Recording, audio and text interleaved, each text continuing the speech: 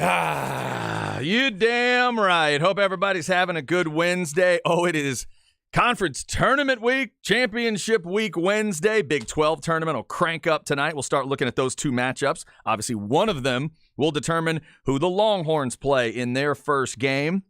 We will get into a little bit of that. Also, at 12:30, I found a mathematical formula that claims to have chosen the champion. Since 2016, they give you 8 teams at this point of the season, and they've been right 7 years in a row. Coming up, I'll tell you about those 8 teams. Are the Longhorns a part of the 8? Is Houston a part of the 8? We'll get into that at 12:30, and we'll start with some NFL stuff. It's Chad and Zay on a Wednesday. I'm Chad Hastings, joined once again by Isaiah Collier. What's up, Zay? Chad, what's poppin'? Teams already punched their tickets into the dance. Beautiful time of the year. Feeling good. How you doing? Man, I'm doing good. I had to come down off a bit of an emotional high because last night, back-to-back, I listened to the Jizza album and the Body Count album. Oh, man. It's very intense at my house. A lot's going on. Yeah, it was very intense. I felt like I needed 3 or 4 Celine Dion tracks just to bring me down after all that. But I'm doing good, and I'm glad you mentioned the tournaments. This time of year is so cool because, you know, deep down, if you want to get realistic, and we will get realistic coming up at 12:30 about the actual chances of these teams winning it all. It is very remote. It is really, really difficult to see anybody doing it. And when you really look at the tournament, well, you know, who's the highest seed to ever win the championship? No 15 seeds ever won the national title and all that. But what I love about this time of year is they get a chance. Yeah.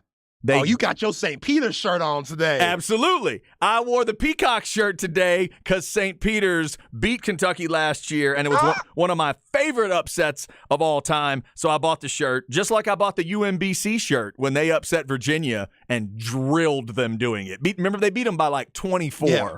They killed them that day. Yo, it was like Tony Bennett's squad. After that loss, they went to practice the next day because they won it the next year. They did, right. They came all the way back. That's a great trivia question of the fact that the result of the first 16 over the one was that team that ate it came all the way back and won. That's pretty amazing. So it is that time of year, championship week, tickets being punched last night, kind of a rite of passage now. Ho-hum, yawn, Gonzaga's in the tournament officially. Oh, yeah, smart and Fuse team always makes it. They always have an easy-ass schedule. They get you at the beginning of the year because we're playing all these tough teams that haven't found themselves yet. Everybody's trying to figure out who they are. Carolina. Yeah, they play them in November, and teams are trying to figure things out. Then from January to now, they play the weak-ass WCC, which it wasn't as weak as it usually is. San Francisco was good. We saw St. Mary's last night. St. Mary's. They're good, too. Is Santa Clara any good this year? They fell off a little bit? They always have some guys. Right. And Steve Nash ain't over there. That's for damn sure. He is not, no. So, yeah. But, and then they get like an extra week of rest also. Mm-hmm. Yeah, I've always wondered if that is ever going to officially get them over that hump. They obviously have not done it yet. They've gotten really close, right? Mm-hmm. They've been in the championship game. Yeah, when they had a couple times. Yeah, they had Jalen Suggs, and when they lost to Baylor. Yes, that's right. Baylor beat Gonzaga. So congrats to the Zags. They are in once again. And real quick, before we get to the NFL, a quick how dare you to the Pac-12, because there's stories now about the Pac-12 and the future of conference expansion or whatever. So Zay, here's the 2 insults. Not only did the Pac-12 let the Big 12 swoop in and grab BYU, which to me is an obvious choice for them to grab for football and all sports. They'll be in all sports in the Big 12 next year. But now there's a story out there that Brett Yormark and the Big 12 might be adding Gonzaga as a basketball-only school. Ooh. Everybody know where Gonzaga is located? Spokane, Washington. Have y'all seen a map where that school is? It's pretty deep. Pac-12 hadn't figured that out yet? Y'all hadn't figured out that losing UCLA and USC, you might want to find a team out west that people care about? Let's see. What basketball team do people care about out west? Has Mark Few done nothing? Have his efforts totally been in vain? Yeah. I can't believe it. How dare you, Pac-12? And to Brett Yormark in the Big 12, well played. Well played once again. They're going to survive this thing. They're going to stay alive with a pretty damn good TV deal, and they're going to be coast to coast. They're just going to go grab teams here and there and get TV partner situations that those networks are going to care about. Yeah, ultimately, the Pac-12 was mucked once UCLA and USC went to the Big Ten. Now it seems like everybody's looking for a way out, from Washington and Oregon trying to get to the Big Ten. Who knows what Dion and those boys at Colorado are going to do, but they're definitely a hot commodity. Who wouldn't want to have them in their conference? Yormark's definitely going to look at Colorado and say, hey, why not come down here?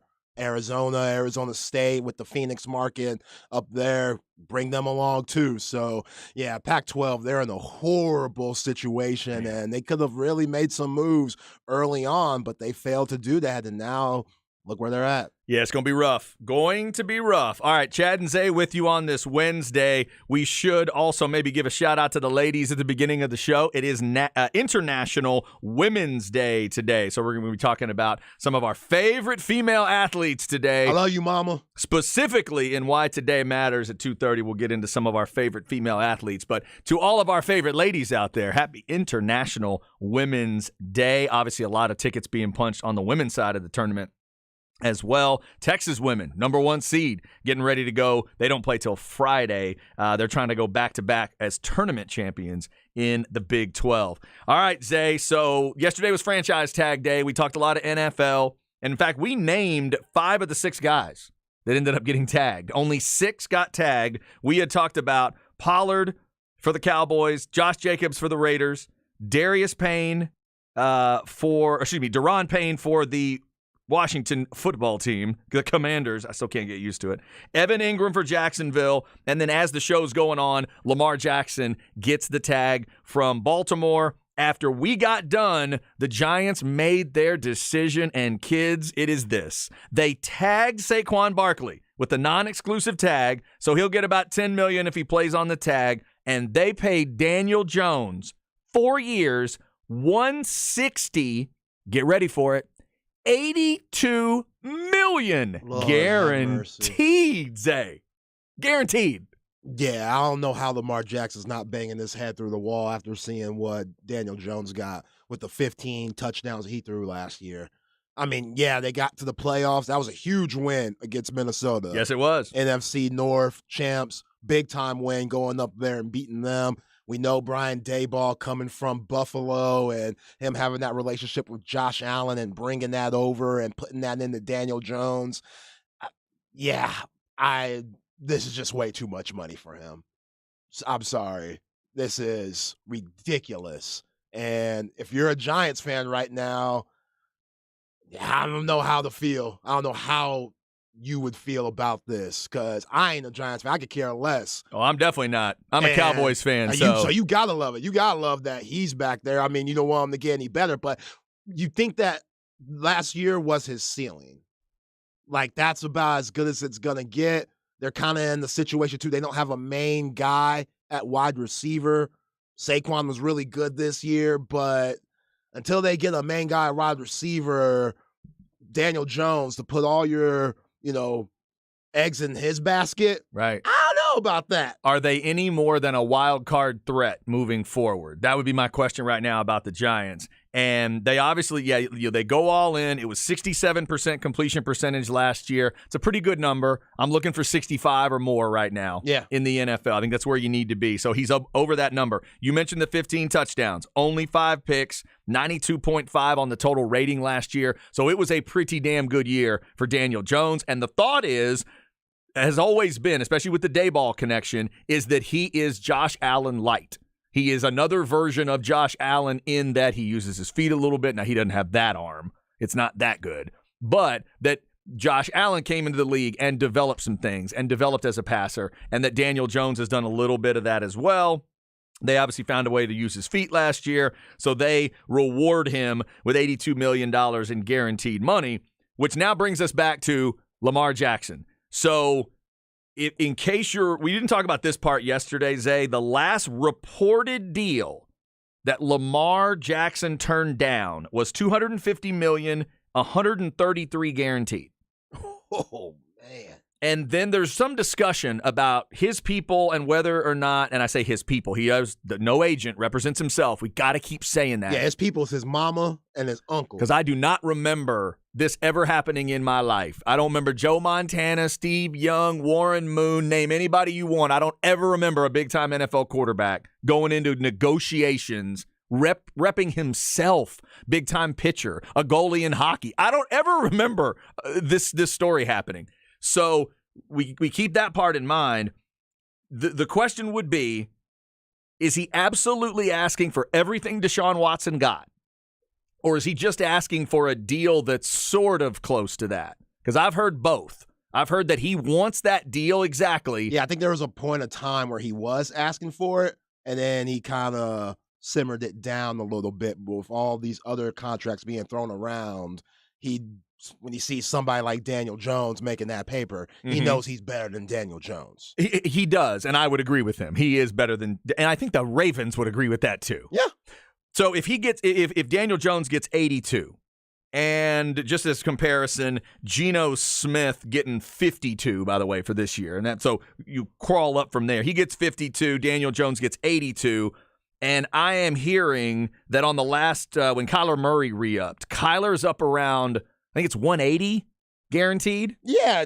From his last deal. I'm Lamar Jackson. I'm going in. Look what this fool got. He wouldn't even care about the game. Right. So if the Ravens put something on the table in front of Lamar that was like right there, 190, 200 guaranteed, would this be done? Would this end? Or would he say to them, no. Deshaun Watson got 233 guaranteed. All of it's guaranteed. I want every bit guaranteed. Is that where he's going? Because I'm hearing different discussions today. In fact, I heard I think it was on First Take, Stephen A. Smith a week or so ago heard from Lamar Jackson, I guess the camp, which I guess is, again, like you said, Lamar and an aunt and an uncle. I mean, He doesn't have an agent. But he heard from those folks that they were not demanding a full guaranteed contract, that they understand that it's an outlier. So there's at least some reporting that the Ravens and Lamar both know that the Deshaun Watson deal is an outlier. If that's true, shouldn't they be able to figure this out? That's what I'm saying. And it seems like with Lamar's tenure in Baltimore thus far, we know certain things have gone sour, certain things that he doesn't agree with, to not having the help that he thinks he deserves, to everybody just killing him in the media when he loses playoff games and comparing him to other guys. He has to take that. Also, just coming into the league, having that chip on his shoulder, people telling him, you need to be a wide receiver. And he's like, no, damn that. And right, he won the Heisman. I won the Heisman Trophy, and then man. won an MVP after that. Yeah. So going back to what everybody else is getting paid, I think one thing that Lamar Jackson is struggling to see is that even though he's better than somebody like Daniel Jones, even though he's better than Geno Smith, you could say those guys will maybe be on the field longer due to their style of play, due to them being pocket passers, where the money that Lamar's asking for with the game that he plays, that's risky. The other thing is, that's a great point, and just to shout out one of our guys, when I drive home and listen to the afternoon show, Mike Harge does a great job of explaining that part of it, since Mike's been involved, and obviously Rod has too on the NFL side, but Harge will talk about the baseball stuff with arbitration. For sure. When they bring you into arbitration and they start ripping you apart to try to be as fair as they can to everything, right? But Harge brings up these great points of why he thinks it's so bad for Lamar to represent himself. And I would agree, because you don't have that buffer. You're not sending somebody in there that can hear what you just said, filter it, bring it to Lamar and say, come on, here's what we got to think about, and go over it. Lamar's hearing all of it. Yeah, because the competitor in him is saying, no, I can make all those passes. What Patrick Mahomes is doing, I could do all of that, but I don't have Travis Kelce. Mark Andrews is good and all, but he ain't Travis Kelce. You know, he don't got all. He's never had a Tyreek Hill. He had Hollywood Brown. That was as close as he got. And Hollywood Brown, he ain't even Mato Meal version of Tyreek. That's right. So Yeah, Lamar Jackson, he's in a really tough situation, and people going out there talking about collusion and stuff and putting race into it, which race has been such a crazy topic, especially on Four Letter Network. Heard JJ Redick and Kendrick Perkins going at it, talking about Joker, and now it's, trickling down to Lamar Jackson, which there's definitely racial bias out there. That is a thing, but Joker deserves to win MVP this year, and Lamar Jackson, this is just a tough situation for that type of quarterback, a running style quarterback who has a decent arm, but again, with the money that he's asking for, it doesn't add up. And again, I don't think Daniel Jones deserved that money. Geno, I'm glad Geno got it, but does he deserve it? I don't think so. Right. So a lot of these guys, just because of that's the value of quarterbacks, are getting paid and stuff like that. And I know that's driving Lamar Jackson insane. Oh, it has to be. It has to be. Somebody texted, bingo, big mistake being your own agent, just like you always hire a lawyer, even if you are a lawyer.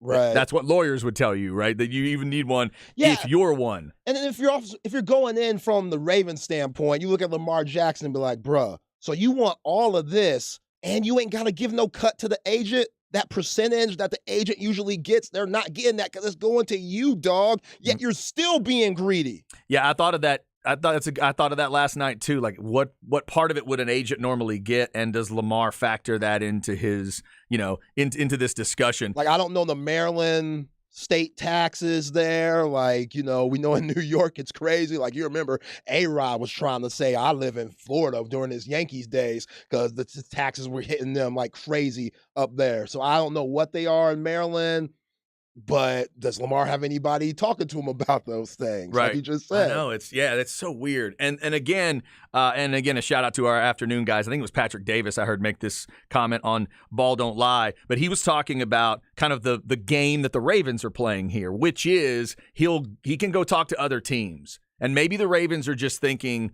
okay, we are telling him what we think is out there. Let's let him really see what's out there. And then ultimately, Lamar could get a deal he would say yes to from any team in the league. And as long as the Ravens are cool with it, they could say, oh, yeah, we'll match that. So you're still our quarterback. So it's almost like, say, if you said, like, if somebody was going to break up with you, you're dating somebody for a while and you're trying to figure out if you're going to marry him or not. And they're saying, I'm not sure if you're the one and I think I could do better. And you say, all right, fine, take a year and see if you can do better.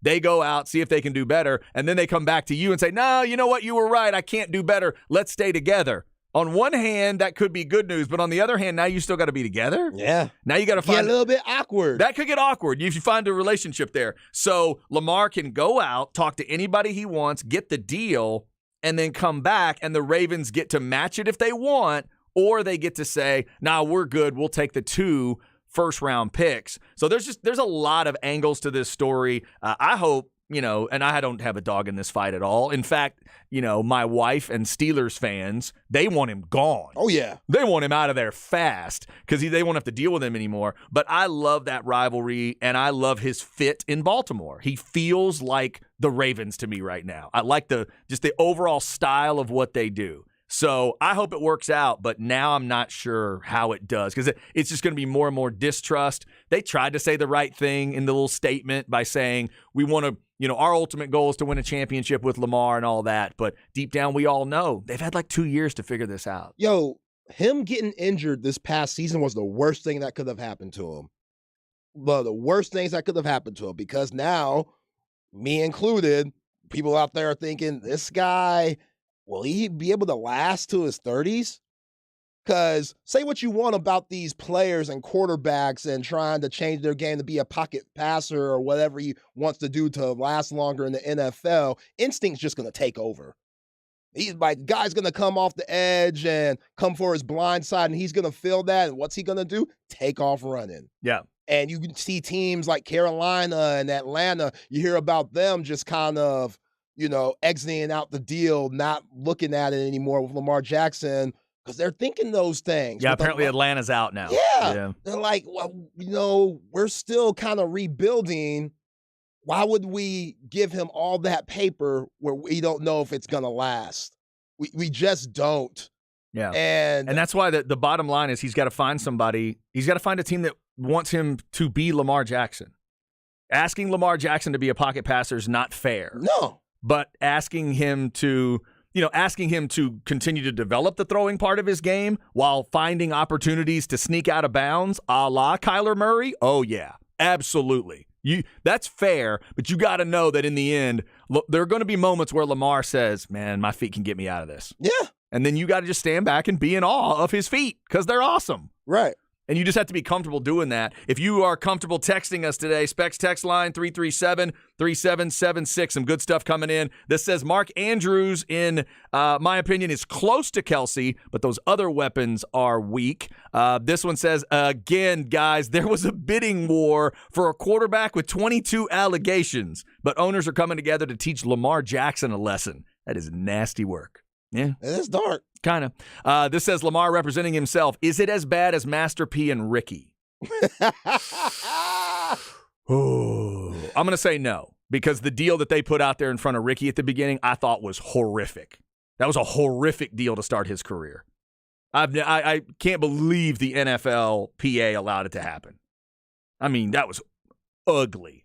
All incentives. I mean, it was everything. Yeah, what was Ricky smoking on to say? Oh, I don't know. You know, Percy Miller, with the rap career, make him say, I want you handling my money and handling all this business that I don't got to worry about.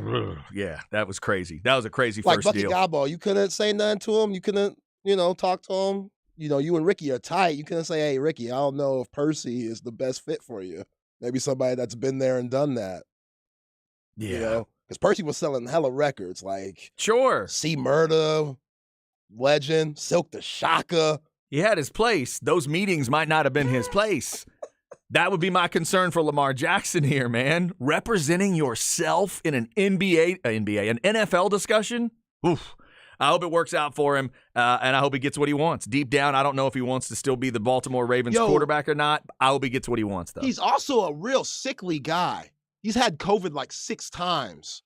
Yeah, that's true. You always go and see, like, Lamar Jackson's been out this week due to some type of illness. I'm like, damn, again? Wonder what that is. I wonder if that's just like just kind of the general, his general health. Is it something where is he eating something, or is I don't know.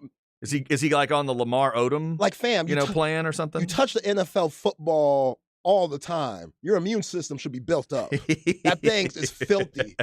That thing is so disgusting. Should be like kids on the playground. Yeah. That's concerning. Developing some stuff there. That's what I'm saying. All right, so we got some NFL on the board today. Coming up, we'll get into the NCAA tournament. There is a mathematical formula, if you will, that for the last 7 years, is that right? 16, 17, 18, 19, 20, 21. Yeah, for the last 7 years has correctly predicted a group of 8 teams. Right now at this time, right in conference tournament time, they pick 8 teams that they tell you can win the title. And for 7 straight years, the champ has come out of that group. I'll tell you who this year's group is coming up, and whether or not the Longhorns are in it, whether or not the Houston Cougars are in it, and whether or not your team is in it. Plus, Big 12 tournament starts tonight. Bedlam determines who plays Texas. Who does Zay, the Longhorn fan, want the Longhorns to play tomorrow night? I'll ask him, and we'll ask you next on The Horn.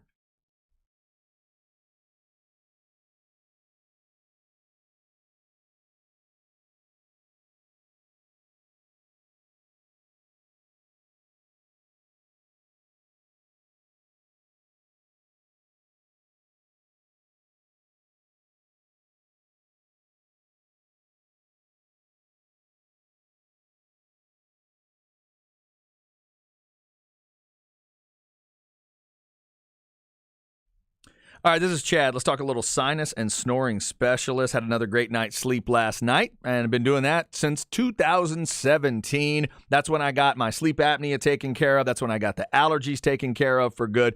And I've told you, even when I do get little bouts of, cold symptoms or something, my wife right now, my wife's a bus driver, so she'll bring home some stuff sometimes, the kids on the bus and things like that. She'll bring home a little cough or something like that, and maybe get it a little bit, but it doesn't it's not near as bad as what it used to be for me. Those allergies would hit me really hard a couple times a year, or if I did get a little cough or whatever, it would seem to linger and hang around for too long. Now it gets a lot better, a lot quicker, and that's mainly because my sinuses are cleared up. A, I don't have the allergies to deal with. B, my nasal passages are a lot clearer because they're more opened up than they used to be. I was 85% blocked back then, and now everything is free and clear. So call and set up an appointment today. Find out all the different things they could do for you. Go meet Dr. Slaughter. He prides himself on meeting you in the first consultation and on keeping those appointment times because he knows how important your time is. Call 512-601-0303 to set up your appointment. Tell him you heard about it here on The Horn. You can also go to sinussnoringent.com. It's sinus and snoring specialists. Feel clear, rested,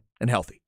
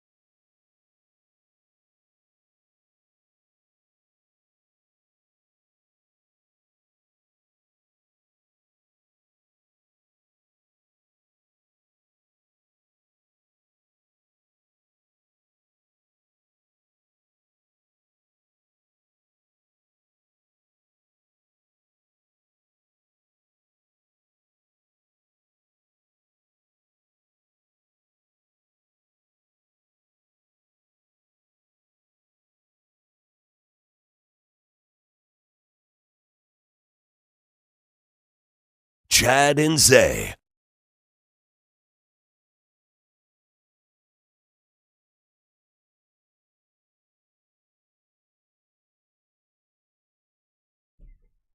All right. Nice bass line. Grooving in. Throwing in some strings. A little more of a contemporary feel. I do not know what it is, though. Am I getting any singing in here? What's going to happen? Coming? It's coming. All right.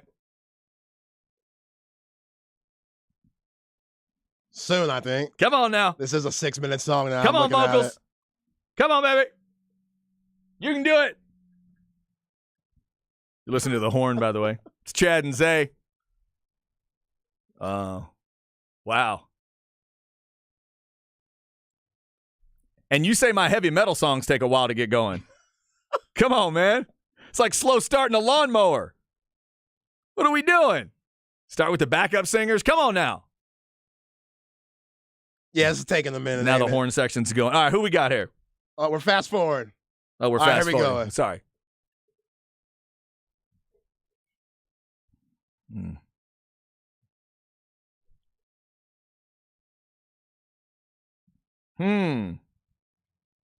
She say Twilight Girl? Twilight World. Twilight World. Swing Out Sister. Yeah, no, I don't have that one. That's her name? That's the group. That's the group? Yeah. Swing Out Sister? Swing Out Sister. Yeah, didn't have that.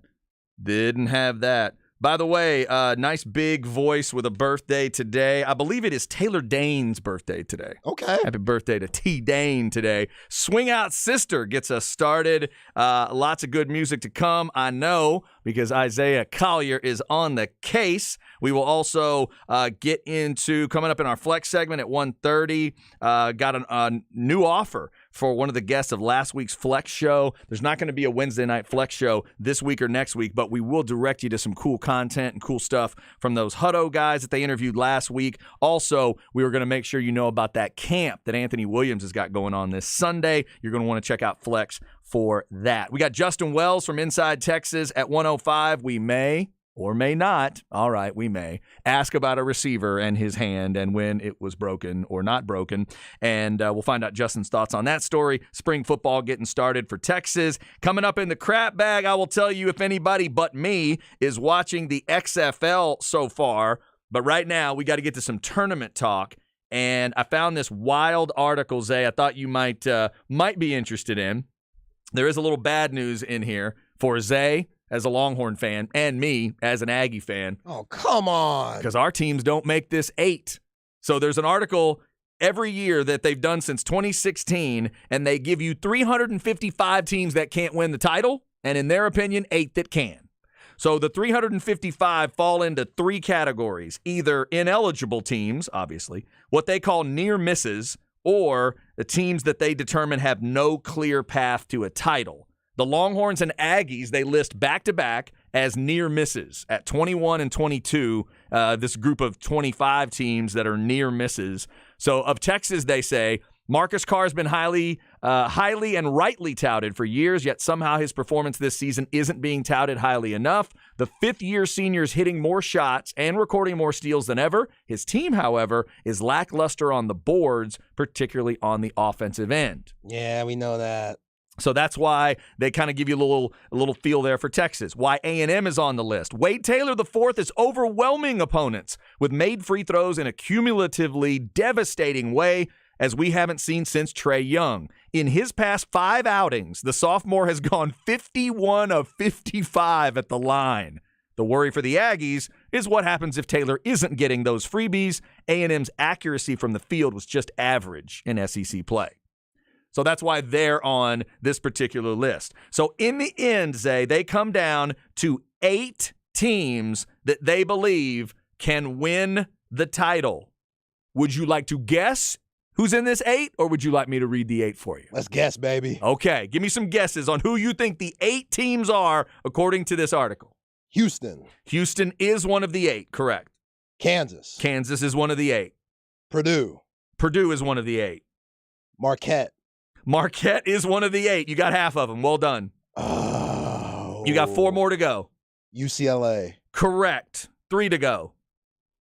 Teams that they think can win the title. Arizona's physical. They're big. Let's go with them. That's your first miss. First miss. Arizona not in the 8. Ooh.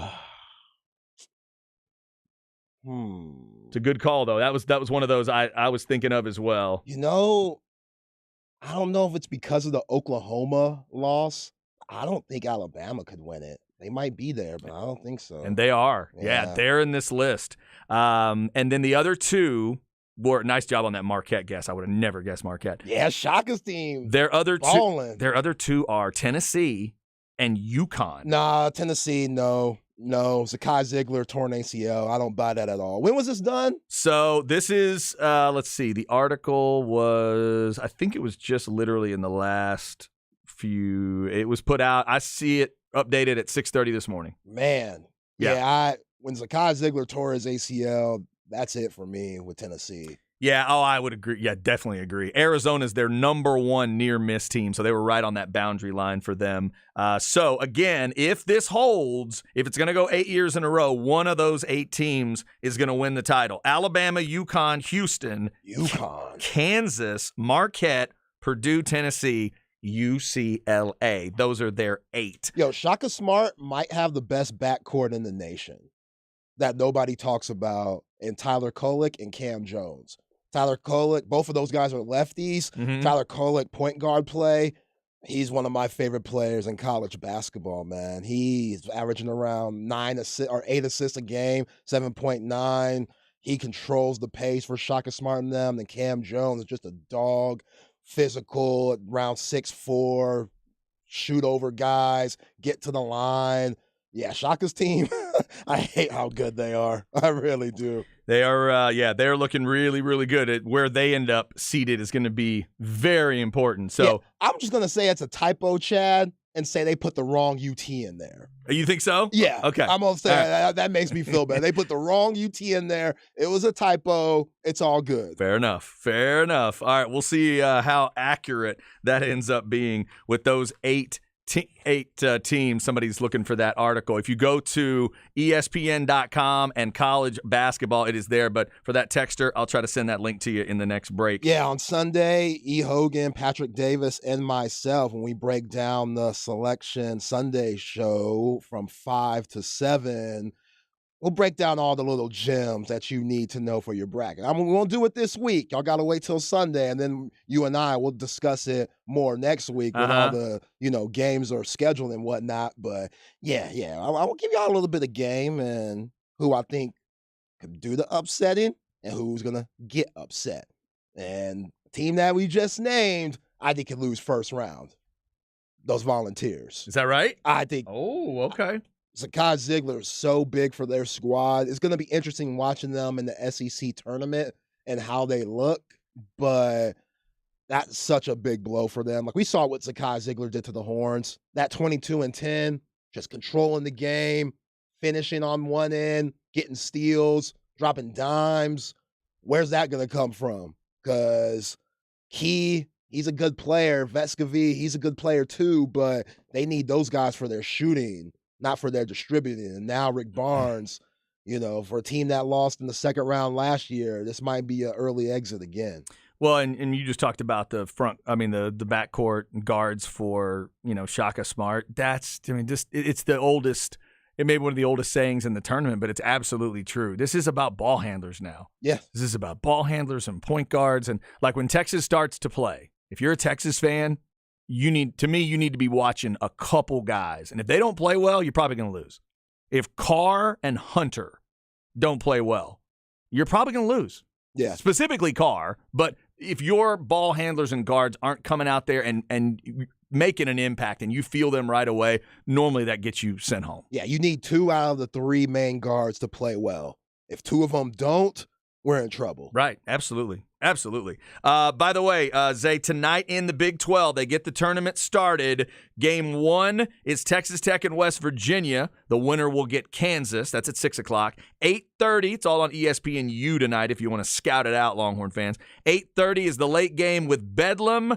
Do you have a preference, Zay? Your Longhorns swept both of these teams. Oklahoma games were close. The Oklahoma State games were a little easier at double figures, but Oklahoma State's playing really well right now. Any preference of who you're going to try to beat 3 times? No.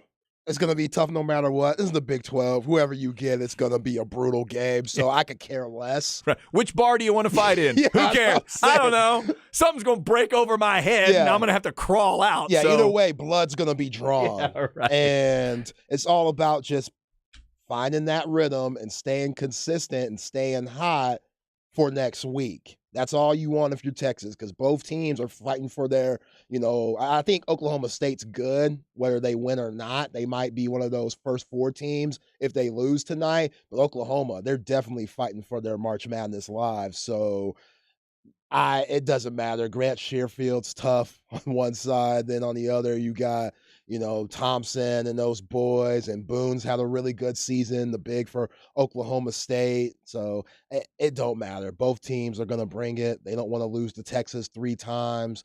And the good thing about it, they play tonight, Texas plays tomorrow. So usually in that second half of the game, they might come out hot, whichever team wins tonight for tomorrow's game, but usually in that second half, those legs, you could see them start to go, and maybe the Horns could take advantage of that. So, yeah, I see if the Horns could, maneuver their seeding in any way.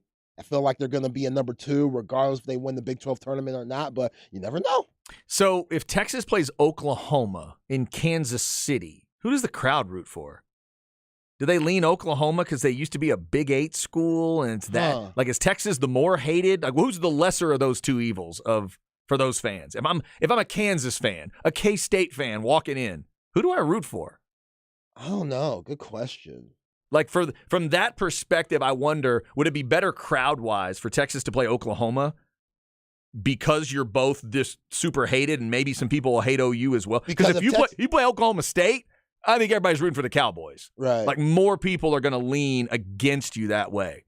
I don't know. Yeah, good question. If Texas wins, they play the winner out of TCU and Kansas State. So, I don't know. Depending on how many Kansas State fans are going to be there rooting, like, who do they want to play? Do they want to see Texas, or would they want to see Oklahoma State or Oklahoma? Yeah, that's a good point. That's true. Maybe they're rooting for that next, the next thing. Tonight, again, 6 and 8:30, the tip times. Texas Tech at West Virginia. You got a quick pick on that one? Who's going to face Kansas? Texas Tech, they don't even got a coach. West Virginia. Yeah, I agree. Yeah, that's Huggins. It's probably Huggins. They don't even have a coach. They got to have the assistant talk to the team, huh? By the way, whoever that assistant is, be careful of your analogies. For real. If you were learning from Coach Adams, careful. Christian man, Coach Adams. Read it from the scripture, he says. I'm not saying you can't read from the Bible. I'm saying if the word slave or master is in your example, you might want to double check. Texas Tech fans, where you at, baby? Might want to proofread that where bad boy. Where y'all at? Wreck 'em. Proofreading. Guns up. Double check. Don't do the first draft. Never read that first draft. All right, coming up, we'll get Justin Wells at 1:05 from inside Texas. Longhorn spring practice begins, what he thinks of the team for the basketball tournament, all of that. And yes, we'll ask about the Xavier Worthy injury reveal from this week, the weirdness that came out of Coach Sarkisian's press conference this week. All that's coming up next in the crap bag. XFL after week 3. Is anyone watching except me and The Rock? I'll tell you on the Horn.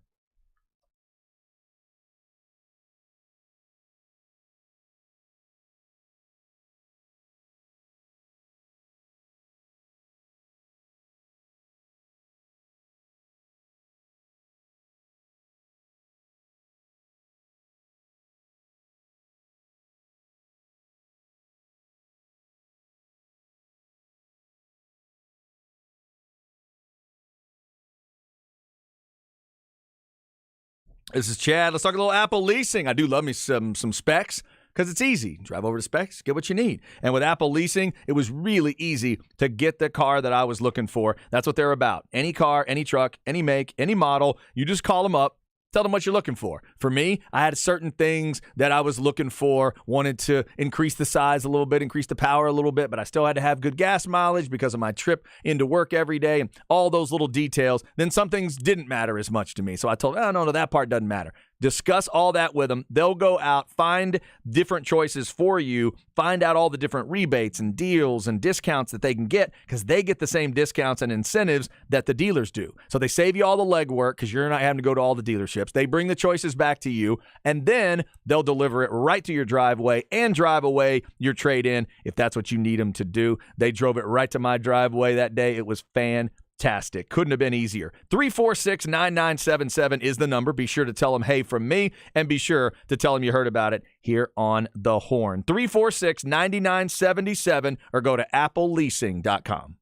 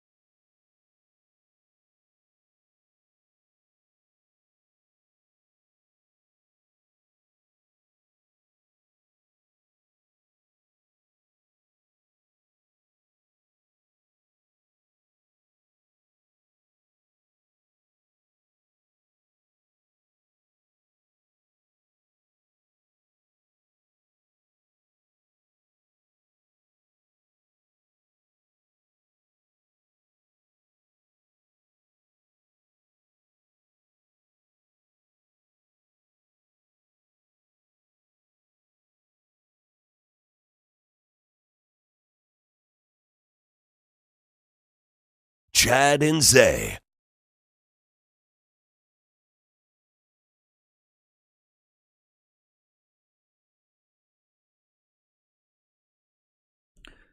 All right, rolling through a Wednesday. We hope you're having a good hump day. Big 12 tournament starts tonight. Tech in West Virginia to see who plays Kansas. Oklahoma and Oklahoma State will determine who plays Texas. Everything is on ESPNU in case you want to check it out. And, of course, right here on the Horn, we got baseball for you again.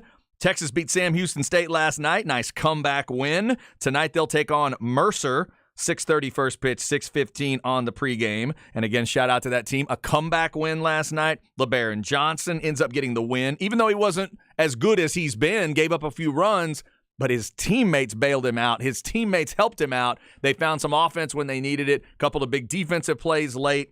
Mitchell Daly scored a run and drove a couple in, too. So that was big. Texas baseball tonight at 6:30. Yeah, Mitchell Daly, first home run of the season. That's right. Yeah, and he's making that adjustment from second to short.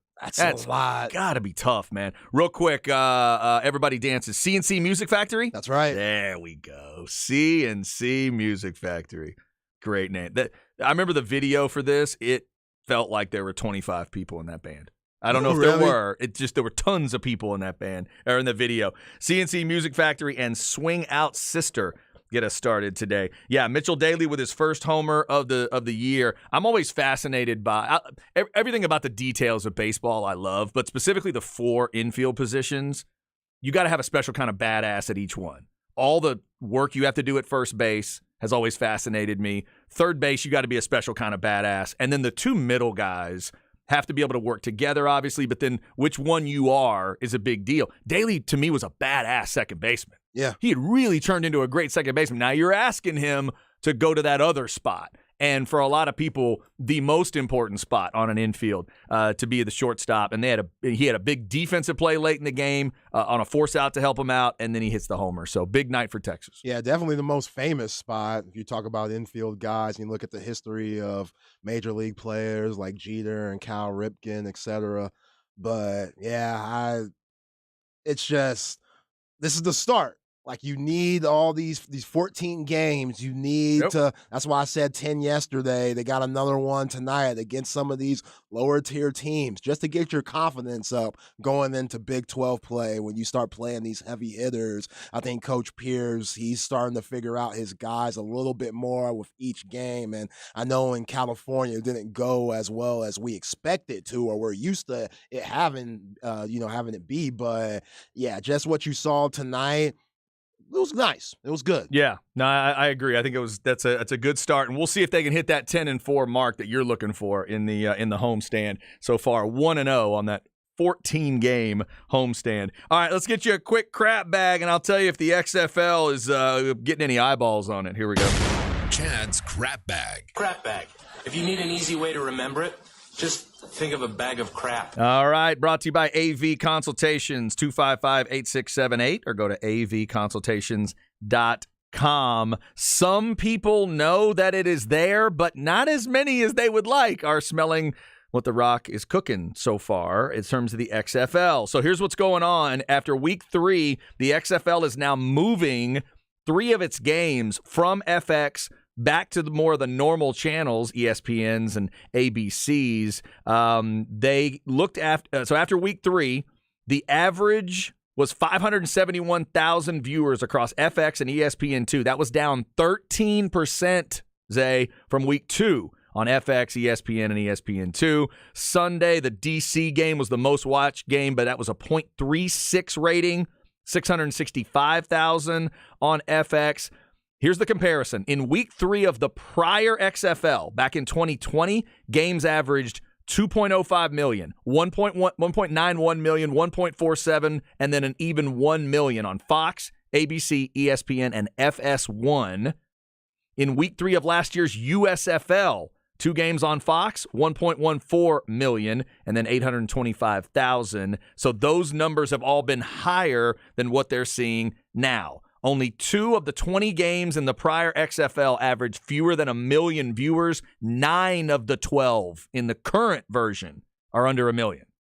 So they're concerned. And one of the things that they did here that I would have told them, I don't know, they immediately went from first week, ESPN, ABC, to FX and ESPN Plus. Oh, they're wildin'. Like literally in a week it happened. And I'm like, well, wait a second. I will follow you.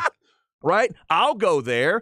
The Rock and Danny Garcia are going to go there. But these fans you're trying to grab, you might want to stay on the bigger networks. So that's kind of why they're making this move, as this article points out. Wait, so we're talking about the same FX with American Horror Story and Atlanta and Dave? Exactly. And again, they pointed out they have not carried live sports with any regularity since the 2000s. So that was a weird risk. And maybe it's all they could get at the time, but it's a strange risk that the XFL took. And look, if you're going to mess with ESPN and the ABCs of the world and Fox or whatever, then you're going to have to realize they're going to have other stuff on. They're going to say, look, man, we got conference championship tournaments going on here, and we know we can get a rating out of that. So you're not going to be our first choice. So they're going to move some things around. We'll see where it is. I think so far, this football in the XFL has been pretty good. There have been close games. There's stories people are following. We got a couple of undefeated teams, and I think there's some stories being developed, but it's the same question I have with every spring football league now. Can you make it to the finish line? Can you get there? because we've watched a couple just die on the vine for different reasons. So I'm hoping these ratings somehow can turn or improve a little bit, because now they're already 3 weeks in and they're already kind of panicking by moving these games. Well, I mean, think about right after the Super Bowl, they went at it, and for the NFL, that was it. But now the NFL starting to pick back up with the Lamar Jackson stuff and free agency and the franchise tag and the combine. Now we're looking at the NFL draft. Like, we talked about that a lot. We're still talking about it. I do wonder if the combine nerds took away some viewers. Hell yeah. Right? Did people just watch the combine and forget about the XFL? I did. No matter what channel it would have been on. I did. Yeah, a lot of people did. I think a lot of people did. So I think their best bet is in the summer where it's just baseball going on. Mm-hmm. And I don't know how many weeks until the NFL. I know that's close to the NFL. We're gearing up for that, and we get excited about that. But so either way, they're going to be competing with something. So if you were going to do it, you'd do more of the USFL schedule, which is they'll start in like April. They're going to go April, kind of April, May, June, and I think their plan is probably let's be done by training camp. When's the draft? The NFL draft is April 27th. Okay. You'd go right after that? I'd go a little bit after that. Okay. I think they're going to start right around that time. Okay. Yeah. Yeah, because now we're exhausted from pro football in a way with the Super Bowl ending. I know. And now we're back with the NFL draft and stuff like that. It's tough to go watch them XFL games when you heard Adrian McCarron. They ain't making all the calls like they supposed to be making, and he been playing football his whole life, and it hasn't been this bad. They be saying my bad and stuff, So the product, it's not as good, obviously, but still. It's not, and again, I'm somebody that's trying to follow it, but I'm also realistic at this point where I'm recording games and going back on my DVR, and sometimes I'll just fast forward till I see a score. Like, dude, I can't watch all these games live. I can't. I'm sorry. Can't do it. Yeah. So, but I'll go check it out. I want to see the story, how's it developing and who's playing well. But so far it has apparently not been incredible. Not as good as they wanted, but we'll see what happens. We'll see what happens moving forward there. By the way, just so you know, week 4 of the XFL, Saturday, Houston at Orlando, followed by San Antonio at Seattle, 6 and 9, both on FX, by the way, this week. Sunday, doubleheader, Arlington at St. Louis. That's probably the best game of the week, and St. Louis will be packed. That fan base has had 3 weeks of road games, and they were really excited in 2020, so I think they're going to have a big number there. 3 o'clock on ESPN2. I don't know if they're going to have a big TV number, but I think they're going to have a good crowd. And then Vegas and D.C. is a 6 o'clock kick on Sunday. So if you want to see 2 good crowds, St. Louis and D.C. are both hosting. D.C. is the place with the beer snake and the lemons on the field. And so the beer snake was back this past week. They let him have it. Yeah, I mean, if I feel like watching some Archer and then XFL happens to come on after that, then maybe I'll tune in. Oh, man. See, and that's where the jokes are about to come up with the NCAA tournament because they've added, TBS and True TV? That's these last been, couple? Yeah, last couple of years. When they went to the every game is on, everybody, I still have to do it. Every year I have to go find out where True TV is on my television. I never watch that channel. Oh, you get tired of seeing Impractical Jokers commercials. Yeah, I never remember where it is, so I got to remind myself. Which the one that looks like old Los Angeles Lakers coach Frank Vogel, he ain't there no more. They're just 3 deep now. You know who I'm talking about. I forgot they did have a guy Yeah, like they dropped Vogel. old boy. He was like, look, they're starting to recognize us. This isn't as fun anymore. Y'all can have it. Oh, my God, that is funny. All right, Frank Vogel. He does look like him. He does. Sometimes you have to find those channels to help out the leagues you want, whether you're trying to help XFL or you're trying to find your team in the tournament. So double-check your guide. Figure out where your channels are. We do Crap Bag every day at 12:45. Up next, it is Justin Wells of Inside Texas and On3.com. Longhorn spring practice has begun. We'll get his thoughts on that. Longhorn basketball looking for their opponent tonight. We'll ask Justin who he thinks Texas matches up better with, and maybe we'll fit in a Cowboys franchise tag Tony Pollard question. See what Justin thought of that. It's coming up on the Horn.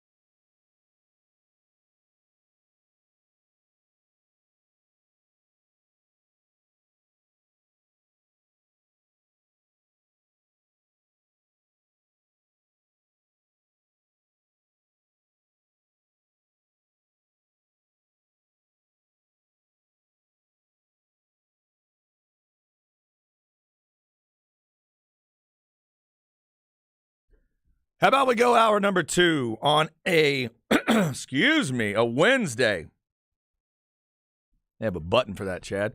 Hope you're having a good one on this March 8th, International Women's Day today. Shout out to all the ladies. Yesterday we mentioned Kat Osterman giving birth to a beautiful baby girl. Congrats to Kat. Last night I was checking out a little bit of that LHN documentary they did on the Texas Women's Basketball Championship in '86 and kind of the lead-in of the story around all of that. Good stuff there. And obviously big stuff out in front of that Texas women's team, number 1 seed in the tournament. Texas men getting ready for the Bedlam winter. We'll get some thoughts on that. We'll get some football thoughts as well from our next guest. I'm Chad Hastings, Isaiah Collier alongside. We hope you are having a great day. Let's see if we can make it even better on the Vaqueros Cafe and Cantina hotline with our man Justin Wells from Inside Texas and On3.com as spring practice is underway and we are into championship week. Justin, how are you? I'm doing real blessed, guys. How about you? Man, we're doing good. There is a lot of different things out there right now. Let me start with the most immediate in terms of what we're looking at tonight. For you, watching this Texas basketball team, I asked Zay earlier who he preferred, Oklahoma or Oklahoma State. He said he didn't really have a preference who it's going to be. It's going to be tough either way. What about you? Does one of those matchups feel better for Texas right now for you? Probably, I think either one would be fine. I'm kind of with Zay on that. But if there's a preference, probably Oklahoma State, simply because OU plays a lot better defense. They have a better identity. And if you get into a slugfest with them, generally it drags out a little bit more, and it's a tougher matchup. Plus, OU's playing really good, or playing better. You know, the last part of conference play. I'd probably have to lean towards OU. But at this time of the year, anything can happen. And so that's where you just have to focus on who you're going to get. It doesn't really matter who it is, and just be prepared. And I think this tournament's going to tell us a little bit about this team, where they're at right now. I think we know what the team is, but where they're at going, down the stretch, headed into March Madness. This is going to be a good indicator, because this is you've just spent 2.5-3 months going through the gauntlet of Big 12 conference play, and now they're going to cram a bunch of games into about 3 or 4 days. So it's going to get a little crazy.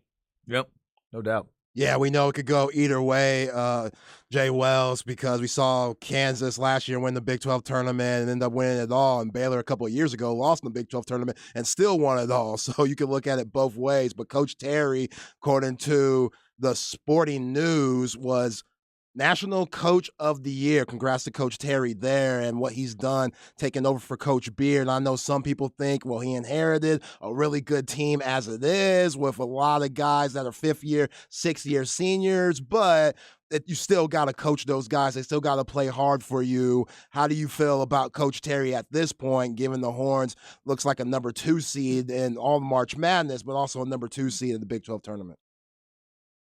Give him credit. You got to give him credit. This ship was in bad shape whenever he took it over, especially from a mental standpoint, emotional standpoint. Physically, I think the team was the same, top to bottom. But you've got to handle all 3 facets, and those other 2 are the emotional and mental toll. Rodney Terry has done an extremely good job with that. I noticed how Coach Jerome Tang at Kansas State got the Big 12 Coach of the Year, and I thought I only bring that up because we had mentioned that a few times in the past, and I kind of thought that was the direction it was going. But for Rodney Terry, man, like you said, the cupboard was stocked, but you still got to put those guys in the right spot. And I think they played really, really good basketball. They won some really close games, and for the most part, outside of 1 or 2 losses, every game was relatively competitive. And so give tip of the cap to Coach Terry there. Now, does that change if he comes back next year? We're not going to know that answer till after the tournament, the NCAA tournament rather. That's going to be the indicator there. And at this point, I think we just have to figure out how far he has to go to keep the job. And it really is at that stage. It's at that point. And I think that's kind of been the direction of this for the last few months anyway. But that's, to me, the biggest tell. Is it the Sweet 16? Is it the Elite Eight? Is it just how well they play and how well they look and respond? He's got 2 recruits from the 2024 cycle coming in with Ron Holland, the 23 cycle rather, with Ron Holland and AJ Johnson. And you just got to understand, those are 2 big time talents, and they like Coach Terry. And so I think that'll factor into it as well. You can't make that call on 2 recruits, obviously, but from a continuity standpoint, a consistent standpoint, keeping this group together, Terry has done just such a tremendous job. He deserves everything he gets. I can't wait to see what they look like in this Big 12 tournament. I think that's going to be an indicator, but really, ultimately, I think it's going to be how far they go in the NCAA tournament. Talking with Justin Wells, Inside Texas on 3.com. All right, Justin, we'll transition to football. We are 38 days away from that spring game now that spring practice has begun. And I guess in typical Texas fashion, it just couldn't start with something ordinary and boring. Steve Sarkisian adds in an injury report at the end of the injury report that got a lot of people talking. What'd you make of the Xavier Worthy extra news from the press conference? That was certainly the most interesting part of his media availability, rather. It was on one hand, some of it makes sense because we saw we saw a kid last year in Worthy that really did have a hard time catching the football the second half of the season, and so some of that makes sense. On the other hand, you kind of have to wonder, why was a guy with a broken hand playing? Why wasn't there? You're telling me the backup was that bad he couldn't come in and play. Why weren't there adjustments made? Why on a guy that has a hard hand are you going deep so much? Because that's the ball that's going to hurt more. So then you got to start thinking, why'd you call some of those plays if you knew his hand was broke? So that's one of those things. I don't even necessarily know why Sark brought that up when he did. That's something you could have probably rested, took buried, and no one would have ever really known. And maybe he's defending Xavier. Maybe it's the coach standing up for Worthy, saying, "Look, this guy wasn't 100% last year. He's healthy now, and we're going to see a better product." At the end of the day, it's the coach's call on when decisions are made when it comes to releasing injury information. I'm totally team side when it comes to that. If you feel like it's not going to, if you feel like it's going to give the opponent some sort of an advantage, don't say it. Nobody earned it. Nobody needs to know that. That's something that you keep to yourself. And so if that's the reason Worthy was having a hard time the second half of the season, it does make sense. Then you just go back to, well, why was he targeted so much when he was facing that element? Why wasn't he put in a different position and maybe the offense would have done a better job or had a better outcome? So many what ifs. It just seemed like a convenient time to say it. And at the end of the day, even if he was hurt, hey, give X credit. The guy played through it. He took his lumps, especially in the media with the fans last year. And he's healthy now. He's become one of your harder workers. He's one of those guys that wants to make up for that year. I mean, this is a guy that's got an NFL future, gentlemen. He wants to play on Sundays, and for him to do that, he needs a big junior year like he had a big freshman year. And the best way to get past that is just to not focus on it, to not worry about what happened in 2022. Worthy's going to come back fine. It seemed like the timing for Sark was a little off, but you know what? That's his prerogative. That's what he wanted. Maybe that's just the coach defending his players. Yeah, I definitely think that's what it is, just trying to defend his players. But yeah, you're right, Jay Wells. The timing is just odd. But as of now, I'm literally looking at an article that says Texas braces for the most hype, most insane quarterback battle in college football history. Oh, good grief. And all I could do is roll my eyes and shake my head, because when you got 10 offensive players coming back, this is the last thing you want to hear, but it makes sense. We know that Manning name, Arch coming into town. We saw Quinn Ewers last year. And just how do you feel about hearing something like that from the national media and seeing what you've seen these last few days at spring practice? I think I have to watch what I say because I'm on the air, and a lot of people would hear it. I think, hey, clickbait. I think, hey, it's spring football. Football's back, and so to speak. With the off season, hey, you got to have some articles churned out. And they didn't really even take the whole context of what Coach Sark said about Arch and about Quinn. They took the bits and pieces they needed. But guys, that's a lot of the media we're in today. That's kind of where we're at in most regards. It's sad, but it's the truth. It's kind of where it's at. That's ridiculous. Listen, Quinn Ewers is going to have a crazy good year this year. You talk about a focused kid. It started last year in bowl practices. He's lost weight. He's gotten his mechanics right. He's got his head right. He's trying to become more assertive as a leader. He's not really vocal. He's an introverted type kid. And so he's trying to dive down in and become a better team guy, which I think ultimately you want from your quarterback. You want that guy to be one of your hardest workers and guys. But to say, I'll tell you guys, it's an opportunity for a writer to put Arch Manning in an article. And by that, you get clicks. And by that, you get attention. And that's kind of where that's come from. Now, do you read that story? Lord, hell no, you don't. You click on that.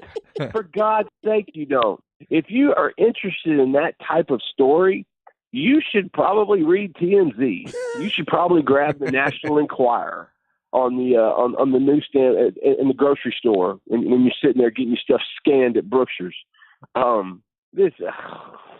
If I rolled my eyes anymore, they would have projectile shot out of my skull. And so I'm going to leave it at that before I say something I'm going to regret. How about this, Justin? When for a Longhorn fan that maybe sees that headline or heard Sark talk about the quarterback position and it starts to make them nervous and they get a little PTSD from some of the stuff in the past and certain battles in the past, what would you tell them about, in your opinion, from what you guys are hearing, what's Sark's perfect plan for the end of the year, by the time we get to the end of the year, with Quinn and with Arch, in terms of, are we going to see Manning? Do you think he wants to just put him on the shelf and go all the way red shirt? Does he want to get him in a couple games because he can do that? What do you think the dream for him is? Ooh, that's a good question. The dream to me would be Quinn Ewers is the starter all season, and he's healthy and has a great year. They get to the conference championship. They're in the talk in the top 5, top 10, and potentially a New Year's Eve bowl. Arch Manning is able to assert himself over the next 12 months, learn the book, ingest everything about the college life, from time management to his own celebrity, to keeping that as low profile as possible. I honestly think Steve Sarkisian wants Malik Murphy to be healthy. I think they don't want to throw Arch into a game as a true freshman in case Quinn goes down in a big atmosphere, in a big moment. I don't think you want to throw any freshman to the wolves in that regard. And so I think he wants to sort of protect Arch in that regard, because you can lose a quarterback when they're young. If they lose their confidence, man, it's tough to get back. And so you've got to be very, cautious with that. The perfect situation is Quinn has a great year, all conference, does a tremendous job, gets ready for the NFL draft. Arch Manning digests the playbook just like he's doing, continues to work hard and make plays in practice, and is ready to battle that next January with Malik Murphy for the starting job. I think obviously you would want Arch to take it, but you don't want to just give it to him. You want him to take it from a Malik Murphy. You want him to take it from the guys they bring in to battle for that backup spot, and then potentially, following the bridge from Quinn Ewers. And so that to me is the perfect scenario. First, I think they want Malik Murphy healthy. You've got to have competition. He got that from Pete Carroll. I don't know if you noticed that, but over the last 2 years, the way they churned over the bottom of the roster, it's very similar to Pete Carroll and USC in the early 2000s. They make every spot competitive. And that's how you build a tremendous program. I think Sark kind of likes that analog. I think that's where he wants to go. And by that, you go Quinn for a great year, and then you get Arch ready. Malik's going to be healthy. He'll be ready. And you have Arch and Malik battling it out next January, going into spring to see who would be the starter. Obviously, if Manning's the better guy, you go with the younger guy with the the 5-star that is just a tremendous pocket passer, smart quarterback, smart kid, or you go with a guy that's been competing with him that's more of a project but has the big arm and has flashed some in practice with Malik. I don't think they want to just hand Arch the job when Quinn's done. I really do think they want it to be a competition. That's the only way you pull out Arch Manning to be better. That's how you extract the competitive side and getting these guys better is when they compete against each other. And for that to happen, Quinn's got to have a great year. Malik Murphy needs to get healthy, and Arch just has to be Arch for the next 12 months and know in his mind to be ready just in case something happens, and knowing that in next January, that's when it's going to get even more real for the quarterback spot. Yeah, it's crazy. Malik's still hobbling with that ankle injury. But, Jay Wells, let me ask you this. Who has stood out these last couple of days from maybe coming back and, their body looks different or the leadership is different or just flat out play on the field? Who stood out these first couple of days? That's a good question, too. When you get to see the early enrollee freshmen, that's always fun, especially for fans. They get new numbers. You get to see new players, especially talented guys. But, guys, these young kids that come in are so prepared. Jonte Cook has been running the correct route since he was 8 years old. Like, this guy just came out the womb running routes, running slicks, slants, sluggos, all of the above. And he looks so prepared. Anthony Hill, you're talking about a guy that's going to be battling for a starting position, and he was in class in high school at Denton Ryan 3 months ago, and so Leona LaFau, I hear so much positive about this guy. You're talking about with LaFau and Anthony Hill Jr., to me, everybody, loves the Arch Manning hype, and I get that. Cedric Baxter's on campus, the number one tailback in the country. He looks fantastic. Jonte, DeAndre Moore at receiver. You bring in some other guys as well, a lot of young offensive linemen that are going to be allowed to develop and really provide depth behind a really strong core that they already have. But let me tell you, the linebacker group coming in is real nice. And Leona LaFau and Anthony Hill Jr., that's where it starts.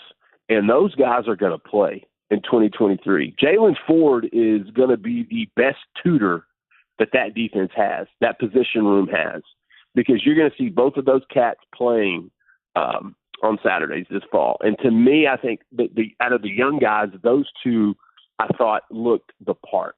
They look like they stand out. Peyton Kirkland, he's another guy, offensive lineman. He's been, playing. I think he's playing a little bit behind Banks at left tackle now. He's got some versatility where he can move around a little bit. He's another, obviously, big human. Kirkland's one that kind of looks the part as well. He stands out. For guys that came back, that's going to be the interesting thing. Kelvin Banks still looks like $1 million. Jatavian Sanders still looks like a future NFL tight end. On the defensive side, I think I look for good things from Terrence Brooks. He's just got so much ability, and he was, the youngest player coming in last year as an early enrollee. And so he's got a year under his belt, and he had some really good plays last year. He flashed, and he's definitely got the DNA and talent to do it. I feel like he's kind of filled into his own. I like what Jaron Thompson's doing on the back end. I think that's his secondary, and I think he's basically putting everybody in the right spots and making sure people do their job. And from a leadership standpoint on defense, I think that's immeasurable for this group. And then you've got, the big guys along the line. We know what T'Vondre Sweat is. We know what the Byron Murphy is, but Alfred Collins looks good. Vernon Broughton looks great. Jere Bledsoe looks great. He's got some development that you can tell over the last 6 months to a year. And so I think with the movement there with those guys, and one other guy that really I think stands out is Justin Finkley. This is a kid that, he came in last year really smart, really focused, driven individual. They took him out of SEC country. He got to play just a little bit last year just to get his feet wet. He's going to be opposite Barron Sorrell. If those two guys play as well as they look the last few days, this defense is going to be good again this year. Last year they gradually got better throughout the year. They wound up being pretty damn good at the end. I think we could see we wouldn't have to wait as long with this defense. The biggest thing, though, is going to be Anthony Hill and Leona LaFowl and how much they adapt and how quickly they do. Because you got a guy like David Benda who's been in the program, and he looks fantastic. So where you what you have there? Competition. Again, that's what Sark has done to this roster. He has put guys at each spot. They had two corners that they could rely on coming in with Ryan Watts and Terrence Brooks. And what they do, Terry Joseph went and got Gavin Holmes because you need that depth. You need to have the best roster possible. And so, yeah, there's a lot of kids that have really looked good, that have stood out. But for the first 2 days, those are the ones that are most notable. Spring practice underway. Spring game is 38 days away. That's Justin Wells, Inside Texas, on3.com. If you're on Twitter, at Justin Wells 2424. Justin, we always appreciate the time, man. Enjoy the conference tournaments this week. Next week, we'll talk to you about how your bracket's looking, and we'll also check in on football again. Thank you, brother.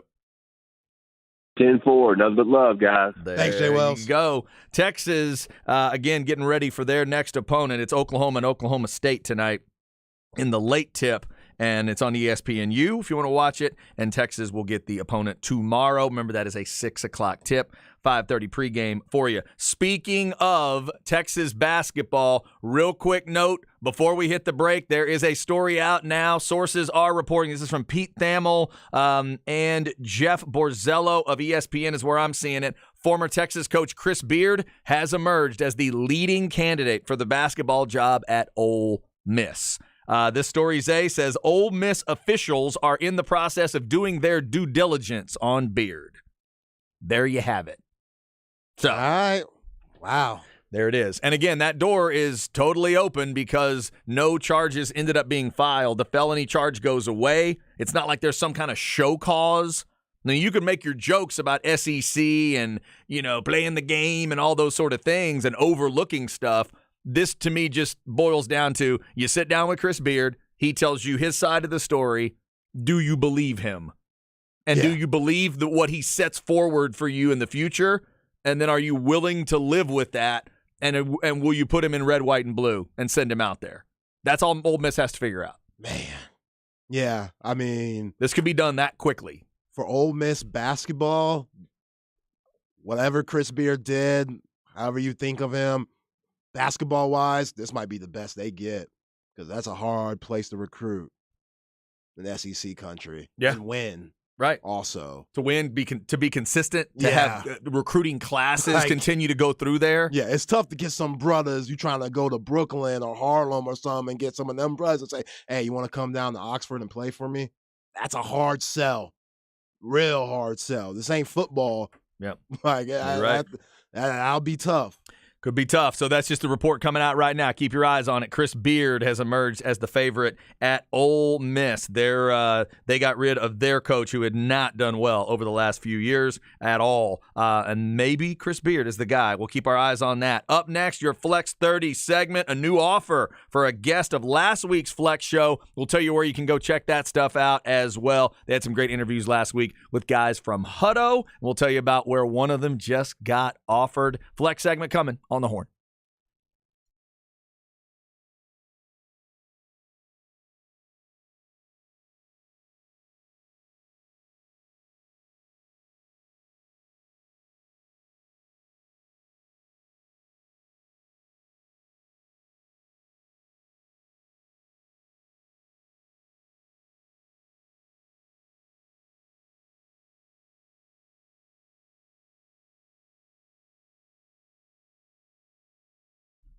All right, this is Chad. Let's talk Underdog Fantasy, the easiest place to play fantasy sports, and I am strolling through the conference tournament stuff right now at Underdog, trying to see if I want to put a pick'em game together. As an example, the Oklahoma State game tonight, Grant Sherfield, 14.5 points, higher or lower, or maybe 2.5 rebounds, higher or lower, 3.5 assists, higher or lower. You pick one of those, pick one of the guys for Oklahoma State as well, maybe Caleb Asbury. How about 12.5 points, higher or lower? That's how easy it is. You're picking whether your player is going to have a higher or lower stat total in the game for your chance to win big. And remember, you can mix it up. You could go with an Oklahoma player, with somebody in that Texas Tech game, go to a different conference. You can mix it up with baseball and the NBA if you wanted to. There's a lot of different ways to do a pick'em game. You can win up to 20 times your money in a single game. Just pick between 2 and 5 players to build that pick'em entry. Check out the Rivals picks. Check out the pick insurance option. It's real easy to do.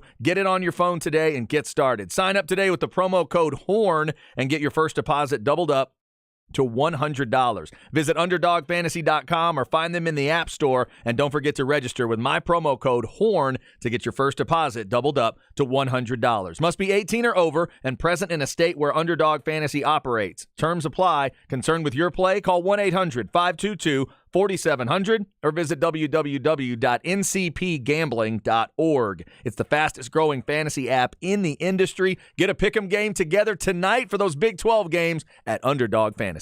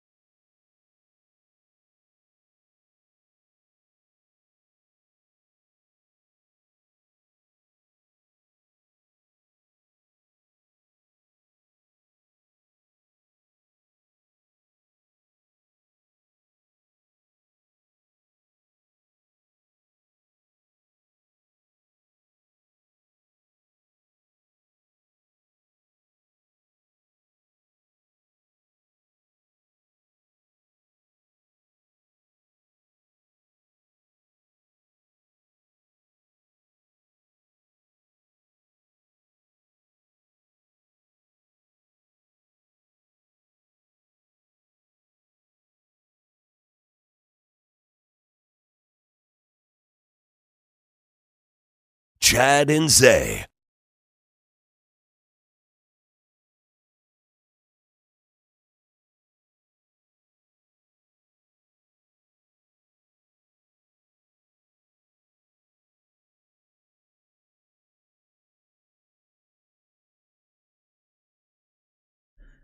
All right, got to be one of the most recognizable, famous keyboard parts in any pop song. If you start that list, I don't think you go very far before you hit this one. Take On Me by Aha. Aha. I believe they were Swedish.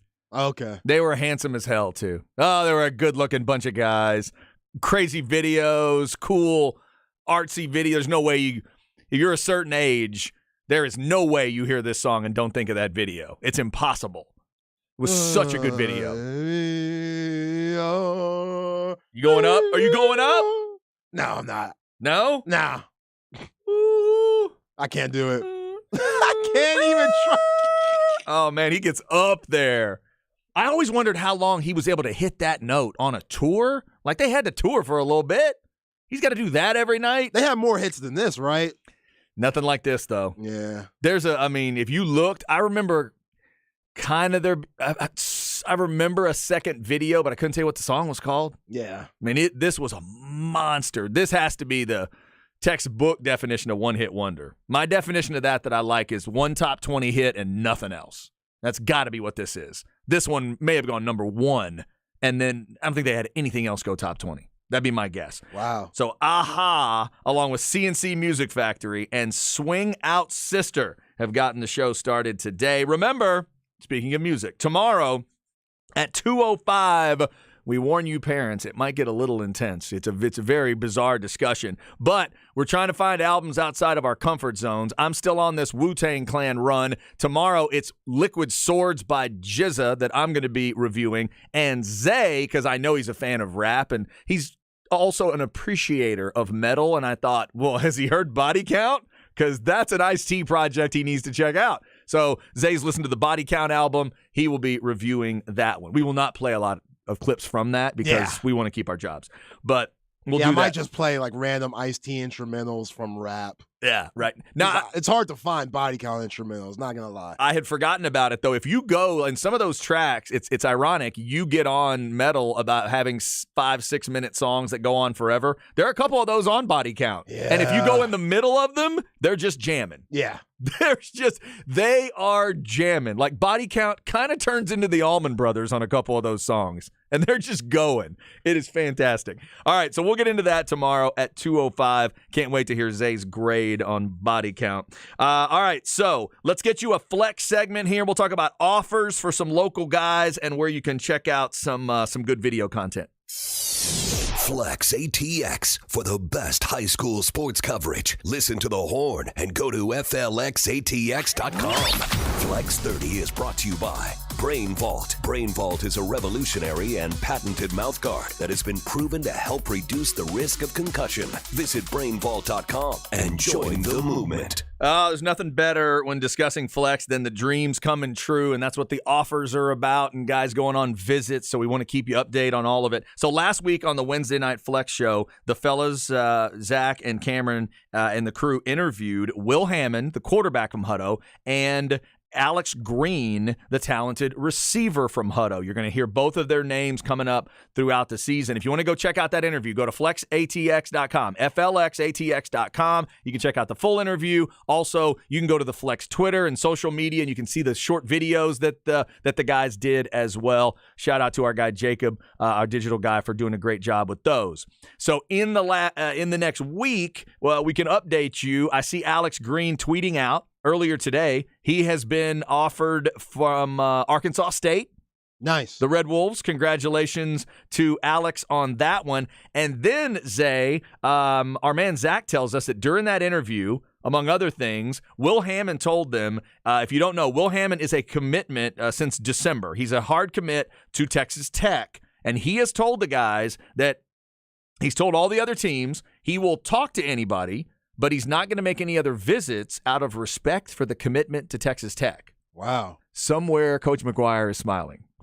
That's the kind of stuff that old school coaches want to hear. He's doing what?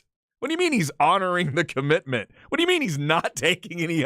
Really? That's awesome. Yeah. Yeah. That's loyalty right there. Not every kid does that. Yeah. So we'll I definitely wouldn't do it. I'd be getting wined and dined by everybody. Oh, yeah. You would be go. You guys got a sandwich shop in town? What's going on? Y'all better take me to the best one, too. Oh, there's a line? How do we get around this? How do we get around this line? We can't. I ain't coming.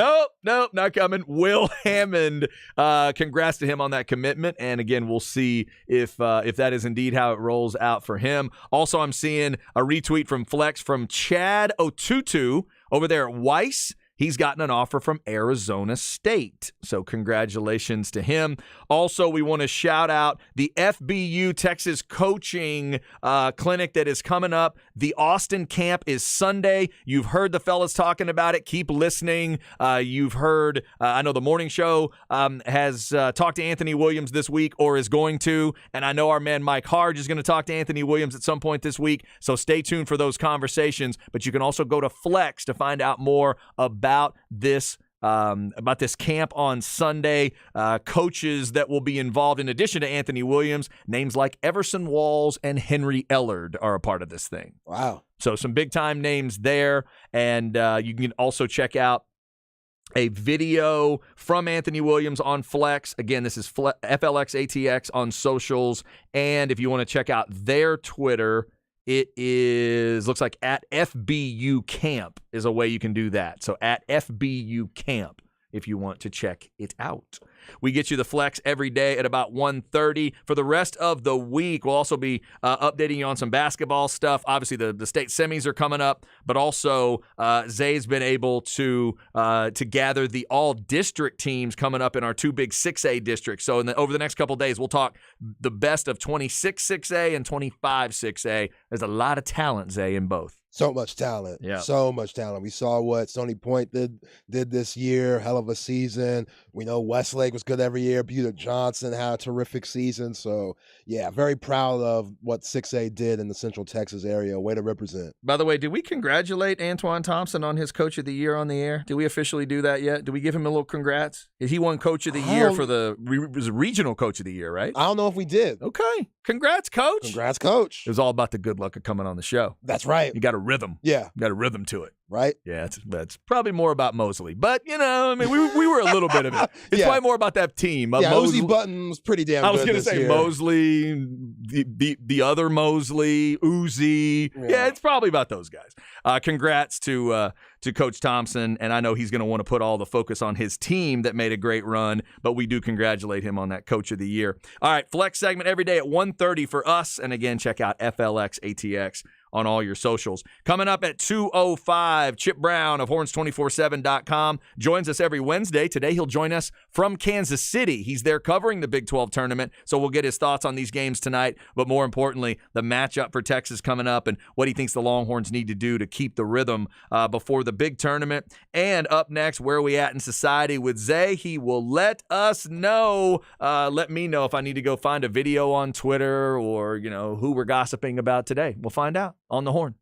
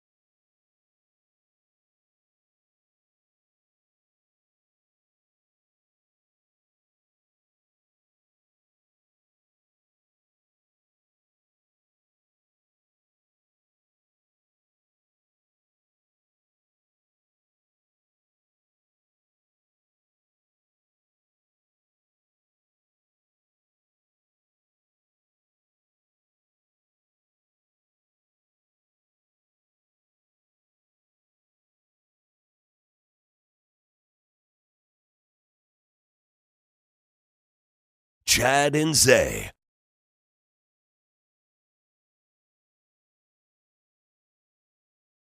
I like the way he revs that up. Wow. You get that going. It's good stuff. This is Barry White, right? That's right. Yeah. There's really only one. There's a lot of guys that, that hit that base, that get down there a little bit, but there's only one Barry. Barry White. And I loved that, God, what was it? Was it on the end of I think it's at the end of that Raekwon album, the Purple Cassette. The Purple Cassette, if you will. I believe it's at don't ever. I believe it's at the end of that Purple tape. Please, if you ever run into any Wu-Tang member, don't ever say, yo, I love the Purple Cassette. Oh, I got to say tape, right? Tape. Purple tape. My bad. Damn, I was so close. Here I get to. The lavender cassette. That's the one. Oh, man. Raekwon and the Ghostface Killer and that Cuban Links. They call it the Purple Cassette. Did you know that? What? They say, hit me with that Purple Cassette. Oh, Ray and Ghost, I apologize. That was so disrespectful. That is not what they said. My bad. That is my bad. Wow. But in listening to that album, they did a great sample of a Barry White tune right towards the end. I think it was maybe in the bonus track on that album. Okay. Yeah, it was very, very good. Very good. What I just said was not very good, but what they did it's excellent. We'll talk more music tomorrow at 2:05, and I'll probably say more embarrassing things like that. You just never know. All right, so Barry White, Aha, CNC Music Factory, and Swing Out Sister have all been a part of the show today. It's Chad and Zay on a Wednesday. Chip Brown coming up, horns247.com. He's in Kansas City covering the basketball team, but oh, do I need to ask Chip Brown what he was thinking when Steve Sarkisian started talking about Xavier Worthy's hand. Chip's covered so many press conferences. Chip covered the Waco standoff. Oh, wow. For like CNN back in the day. I can't remember if it was actually CNN. It was, but he covered it.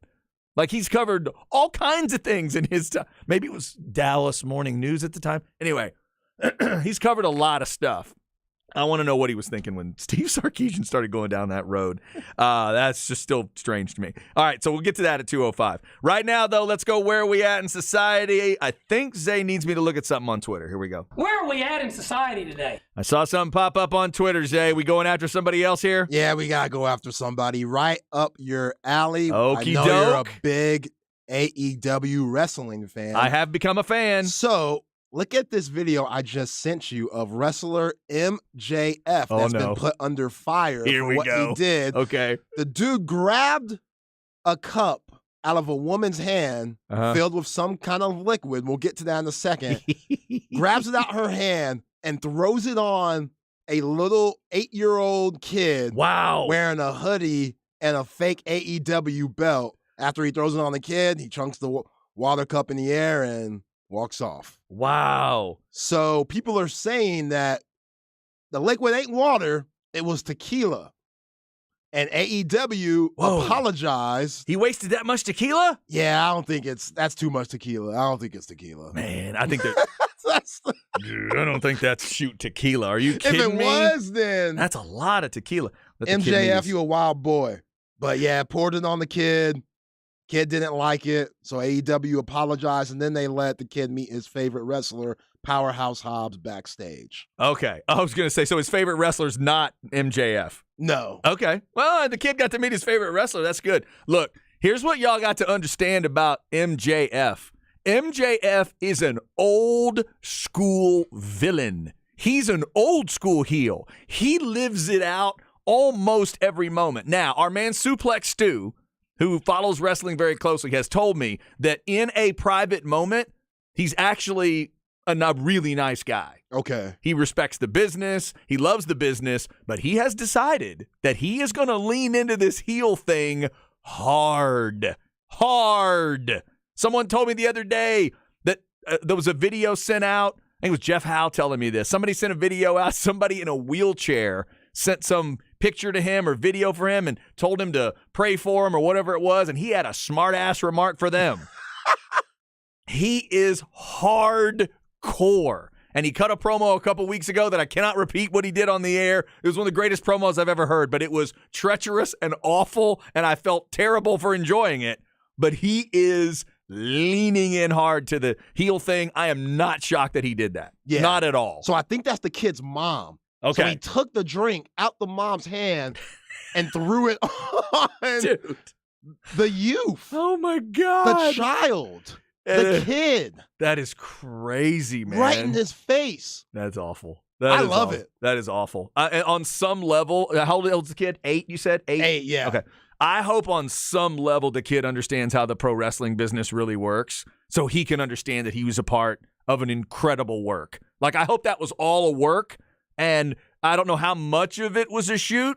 Like, did he really think all that up on his own and do all of that? And the mom was shocked and appalled and everything. Obviously, they got to meet the favorite wrestler out of this it. ain't nothing. Like, if I'm the kid, I'm stoked.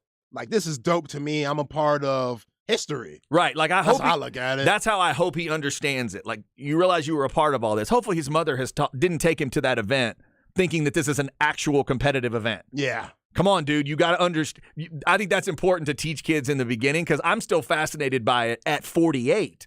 I'm fascinated by what they do, knowing that it is not a true competitive event. If he knows that going in, then it's like, oh, my God, I'm going viral because I was a part of an MJF bit. So if This is awesome. So if what you just said, do you think they told Dominic Mysterio when Rey Mysterio and Eddie Guerrero had the little battle for custody for him when he was like 6 years old? You think they let him in on, you're not really going to be Eddie's son, but picture Vince talking to him. Yeah, you're not really going to be Eddie's son, but you got to sell this kid. Can't you see Vince and Vicky and Eddie and everybody sitting him down? All right, Dom, let's go. Let's go over how this is all going to work. Like JR's in the corner. Bruce Pritchett walks in with a headset on, trying to figure out how they're going to work this thing. Yeah, It's going to get bad. I'm hoping they let him in on it, especially if you're in those families. I just think that's a natural part. That's in your DNA. I think you understand the idea of a work from a very early age. I think that Right. just gets taught to you. You kind of see, oh, okay, this is what my dad does. Okay, this is what mom does. Okay, all right. And then you have to try to explain it to the kids at school that don't know. That might be one of my favorite storylines in wrestling history. Oh, my God. I fast-forwarded through a lot of that stuff. That was terrific. I fast-forwarded through a lot of that. But that was a hell of a way to drag it. It is a hell of a way to drag people in, the family stuff. And this thing here, if you're going to just continue to be a heel, this was at their pay-per-view over the weekend, which apparently was a big success. But for him to grab the liquid and throw. See, now I wish I'd paid for the pay-per-view. That's right. My buddy, You're supposed to get it. My buddy called me up and he said, dude, I'm hearing this is one of the greatest pay-per-views they've ever had. I stayed away from it. I was diligent. Since I paid the money for the John Jones thing and got my money's worth, I really was entertained by it. I thought, okay, I'm going to stay away from this other one. I'm going to leave with that good feeling. It would have been a lot for you. Would have been a lot. It would have been a lot for anyone. To add $50 more. That's a 5-0. I would have had to add to that. And now I hear that MJF throws liquid on a child and AEW had to apologize, and I missed it. Dadgummit. Yo, you know what comes a close second? Huh. When they had Mark Henry basically smashing the old woman that the Dudley boys were throwing through tables all the time. What was that lady's name? Mae Young. Mae Young. Yeah. God, Vince, you're a goat for that. Dude, yeah, you talk about the GOAT. The GOAT in all that was Mae Young. She was, I'll just conservatively say she was probably 70, 75 at that time. Oh, my gosh. Taking some bumps. Bumps? That's what you call it? Taking bumps. That's what they call it, right? We're taking bumps. So that Bubba Ray, remember when Bubba Ray put her through the table? Yes. He power bombed a 70-something-year-old woman through a table from 8 feet up. Oh, he looked insane when he was doing it. And then got that look on his face, and JR screamed out something great like, he's in a trance, King! It's like he's in a trance! It was so... Yeah, and Devon's hyping him up, doing whatever he does with his hands, the crossing and stuff. That's a sick, great moment. That's a sick subject we should just throw out one day. best bits in the history of pro wrestling. We'll lose a huge hunk of the audience and gain a lot more. You know, deep down, you got your favorites out there. Come on now. All right, so there you go. Where are we at in society? We do it every day about 1:45. If you are appalled at the MJF story, do not watch AEW Dynamite every Wednesday. Don't do it, because he will disappoint you over and over again. He will say rude things. You will not approve of him. I promise you. He is a hardcore villain in every way. You want to talk about a guy who's never going babyface? I think MJF's that guy. He is unreal. All right, coming up, 2 o'clock hour, Chip Brown, horns247.com. He is in Kansas City getting ready for the Big 12 tournament. We'll talk some basketball, and yes, we will talk some football, including what was going through his investigative reporting mind when Steve Sarkisian started talking about Xavier Worthy. That's next on The Horn.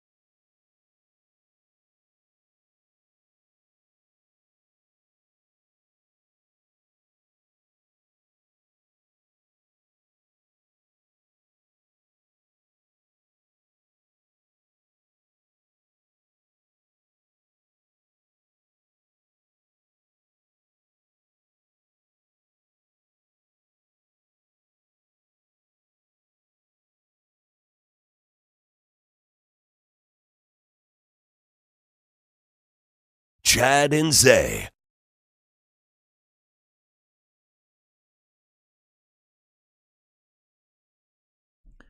All right, let's go hour number 3 on a Wednesday. Longhorns will find out their opponent in the Big 12 tournament tonight because Bedlam hits in the 8:30 slot or just about there on ESPNU, and then Texas gets the winner tomorrow at 6 o'clock in the quarterfinal round of the Big 12 tournament. I'm Chad Hastings, Isaiah Collier alongside. Zay picks out a beat for us to start every third hour. What do you got, Zay?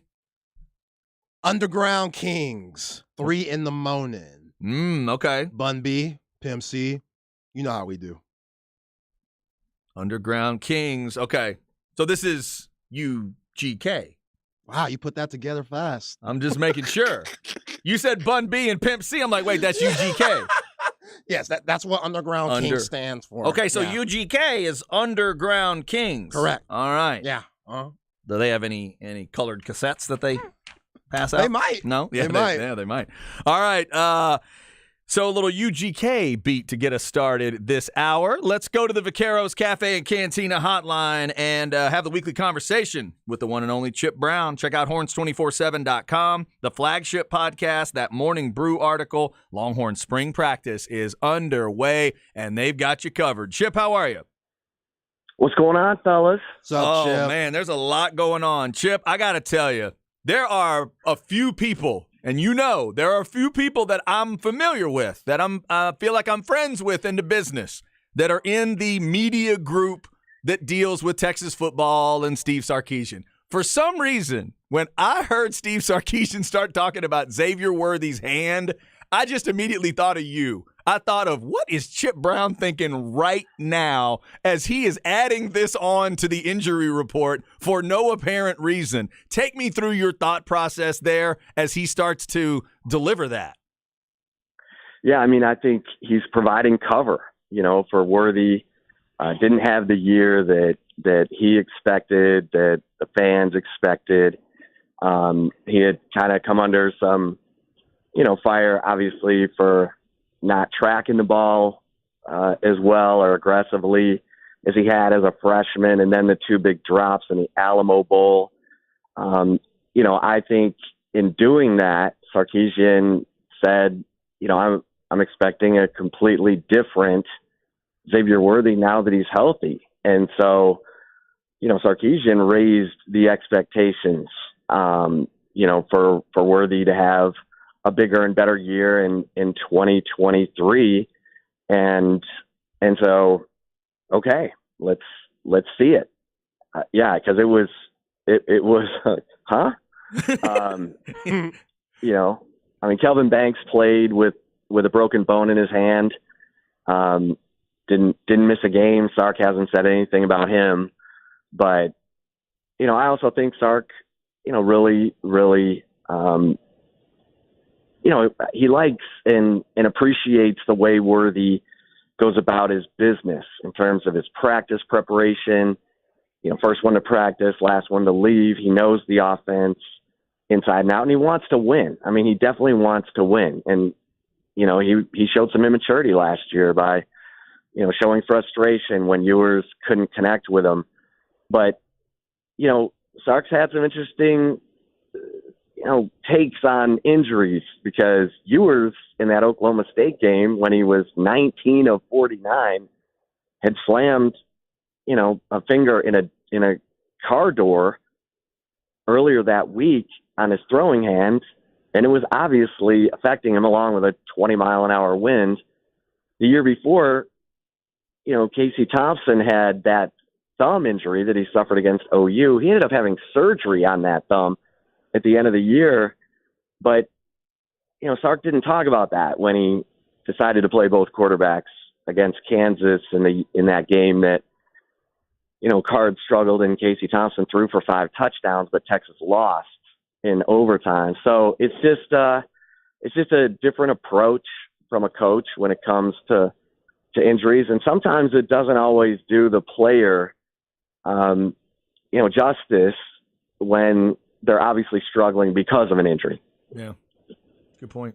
Chip, last week you talked to Gary Patterson and broke the story that he'll no longer be on this staff. And the 1 year he was here, you saw the big difference with the defense, whether, it's just another year under Pete Kwiatkowski's system or, guys just coming into their own like a Jalen Ford. But what kind of vibe did you get from Coach Patterson last week? Did he look just comfortable leaving the game for a little bit? I know he mentioned him going on vacation with his wife and he hasn't had a break in such a long time.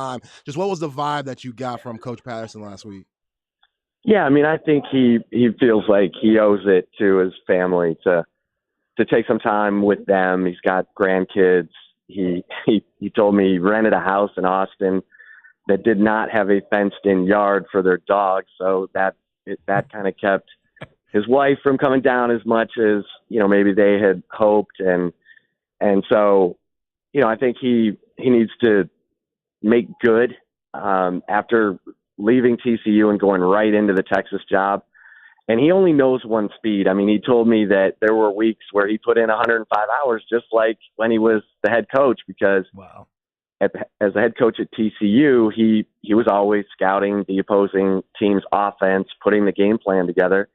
And that's what he did for Texas last year. I mean, he would, be putting that game plan together right up until kickoff on Saturdays and then hand it, to the coaches after the game so that they would have it on Sundays to implement, whatever they wanted from it. And that's, that's probably going to be the biggest place where you miss Gary is, he was doing a great job of opponent scout and helping to put game plans together. And we know that Gary knows what he's doing on defense. Now, Pete Kwiatkowski does, Jeff Choate does, Bo Davis does, and Gary really, he said, I really vibed with PK and Jeff Choate. Those guys have done more with less, and I can identify with that. In their previous stops at Boise and Washington, and he said, look, if I'm getting the itch in August or I just can't sit still, I might see if Sark would have me back. And he said it twice. So, who knows? Who knows? We'll see how this plays out. Yeah, Chip, I noted that part. The two mentions of August were interesting. I always look at coaches in sort of either, the extremes to me are, Jimmy Johnson, who was able to go get on that fishing boat and chill out for a while. And then there's the Bear Bryant story where he just couldn't deal without it. So from being around Gary Patterson a little bit, he's an intense guy. It feels like he just loves to coach. Do you think he'll be able to truly get away from it for at least a little bit? At least for a little bit, but I'm not ruling out a possible, return in August. I mean, okay. I'll wait that one out. I'm not gonna take odds on that one. It might have a little Tom Brady vibe to it, where he just can't stay gone. Yeah. I mean, I think he loves being around it. Yeah, he definitely does. Yeah. 105-hour weeks, yikes. That's crazy. That's insane. As an analyst? that's awesome. That's insane. Oh, my God. Yeah, and he said, Sark didn't ask me to do that. That's just how I've always done it. So I just kept doing it the same way I've always done it. Man, yeah, only knows one way, but Chip, let me ask you this, because national media, they already ate up Sark's words talking about Arch Manning and Quinn Ewers. People are already saying, it's going to be the biggest quarterback, battle that we've ever seen in college football history, which for Texas fans, we ain't really trying to hear that. We just want to win a Big 12 championship and then some. What did you take when Steve Sarkisian talked about the QB battle? Yeah, I mean, I think Sark's saying that right now. He says that every spring. Every job is open, but we know that it's Quinn's to lose.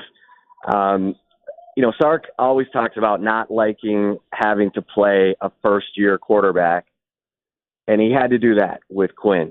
And the second year is typically when his quarterbacks take off. And I think that Steve Sarkisian's absolutely planning on that for Quinn Ewers.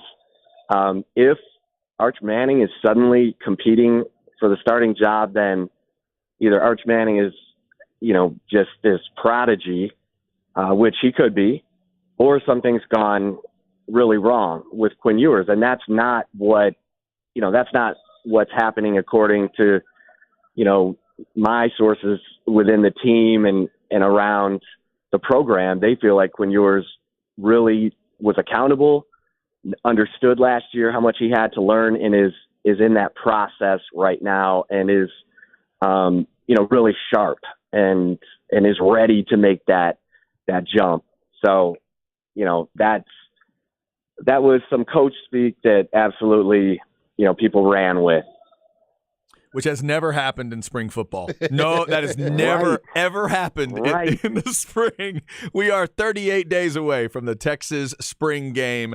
Not that we are counting. Texas spring football underway. Again, check out horns247.com for all the very latest. Chip, as we mentioned, is in Kansas City getting ready for this Big 12 basketball tournament. Chip, certainly beating Kansas gets any team momentum. Beating them the way Texas did gets you even more. Talk about where you think this team is as they get ready for tomorrow. Obviously, they find out the opponent tonight in that Bedlam game, but where do you think they are in terms of how they keep that momentum going? Is it a win and a fight is good enough for you? Do they need a couple wins in Kansas City to keep it going? Where do you think they are right now?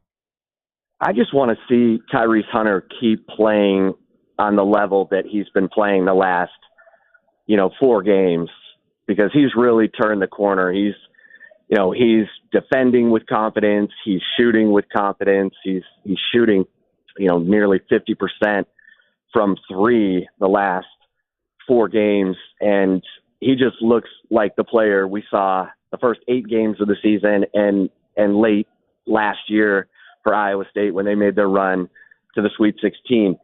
The Big 12 tournament is not always the best indicator for, what a team's going to do in the NCAA tournament. I mean, Iowa State didn't do much in this tournament last year, and then they go on to the Sweet 16. So I just want to see the team with energy and being connected. They need Dylan Dizu and Christian Bishop and Timmy Allen to have great energy like they had in the Kansas game and like they had in the second half of the K-State game on the road that Texas won.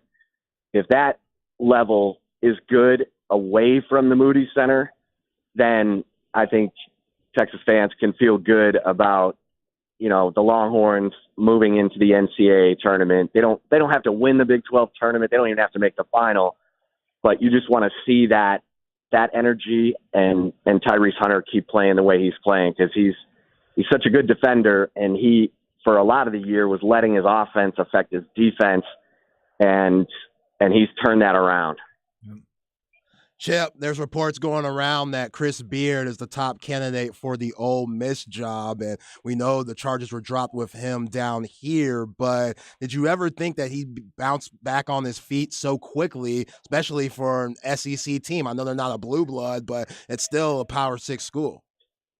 Yeah, I mean, once those charges were dropped, and, he's going to have to answer questions about that relationship, but I don't think that relationship is going to be a factor moving forward, and that's going to give schools ease in their vetting of Chris Beard. And I was told, the Tech chancellor told Beard 3 years ago that he might want to reconsider that relationship, and Beard didn't. He didn't let it go, and now I think he has, and I think that's going to give schools more comfort in considering him as a coach immediately following this, this debacle in his personal life at Texas. And it's incredibly unfortunate, because I was just talking to some Texas people here in Kansas City, and, Beard was so committed to building that relationship with the students and, playing games at Gregory Gym to reward the students and just build that relationship with the fan base. And, you may or may not get that with, whether it's, Rodney Terry or whoever, if they decide to move on to another coach. I mean, Beard was really committed. It was his alma mater. It's just incredibly unfortunate the way that played out. Yeah, no doubt. Chip, I want to make sure I'm hearing you correctly. In terms of the relationship you were discussing, are you saying Chris Beard is no longer with that woman as far as what you're hearing? Or are you talking about a professional relationship? No, I'm talking about, I'm from what I'm hearing, he's a single man. So, okay. We'll see. Well, that would certainly change the discussions with the folks in Oxford. That would definitely be a little bit different. Chip Brown, horns247.com in Kansas City, getting ready for this Big 12 tournament. Chip, any thoughts on these two games tonight? 4 teams trying to claw their way into the quarterfinals. One of them gets Kansas. One of them will get Texas. What do you think we're going to see tonight? Well, West Virginia has a lot to play for, and I think you'll see a great effort from them. I'll be surprised if you don't. Yep. And Oklahoma State, I mean, they are so good defensively. It's impressive that Texas, was able to sweep them. And of course, they got Oklahoma State early in the Big 12 Conference in Stillwater.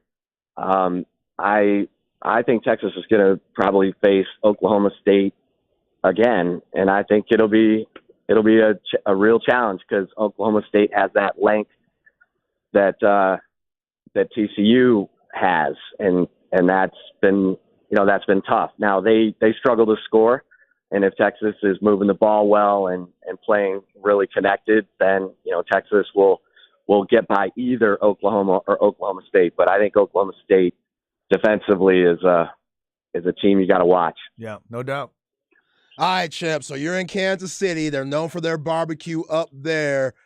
You have a favorite barbecue spot, or what have you eaten thus far? We know Texans, they're probably thinking, man, that ain't no real barbecue up there. But let us know, how's the food?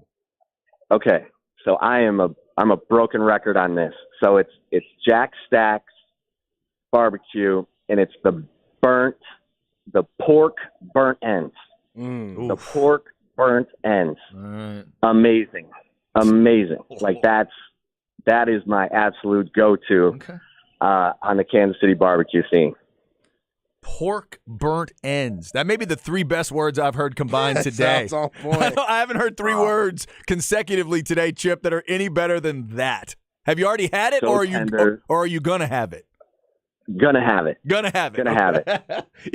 If you'd already had it, you'd have been asleep by the time Bob Huggins sits on that stool. That's what would have happened. I know. I can't wait. Can't you tell? You hear the saliva already? I can hear in my mouth? I can hear you starting to slobber as you speak. Chip, take care. Wipe my mouth. Take care of yourself. Safe travels, and we'll talk to you next week, man. Thank you. All right, fellas. Thanks, Chip. That is good stuff. Jack Stack's. First off, that sounds like a place I want to go. Jack Stack's barbecue, and then pork burnt ends. Yeah, it sounds for real. Let's go. I haven't done a lot of the Kansas City barbecue. I've never had it. I've never been. I've done the Carolina barbecue out there on the coast, but I've never really done I've been to Kansas City, but now I think I've been there, like driven through, and I got to go cover a Big 12 tournament or 2, and I'm trying to think. I don't know that we had barbecue. Yeah, the closest thing that I'm doing right now, HEB has different barbecues. They have like a Texas style, Memphis style. I think Carolina, and I think Kansas City. I'm just going through all those. Oh, there you go. To see which one I like the best. A tour of barbecue sauces? Tour of barbecue sauces. Yeah. That may Product be of HEB. That is the greatest thing I've ever heard. That's a commercial waiting to happen for HEB there with all their barbecue sauces. That's awesome. All right. Thanks to Chip for his time. Coming up, we'll get you why today matters. It's March 8th. It's International Women's Day. So Zay and I are going to tell you some of our favorites. We'll start with our Mount Rushmores. As of today, our Mount Rushmores of our favorite female badass athletes, and then we'll just keep talking about that on International Women's Day. That is coming up. If you have anything to throw in, the Specs text line is there for you. 337-3776. Why Today Matters coming right up on the Horn.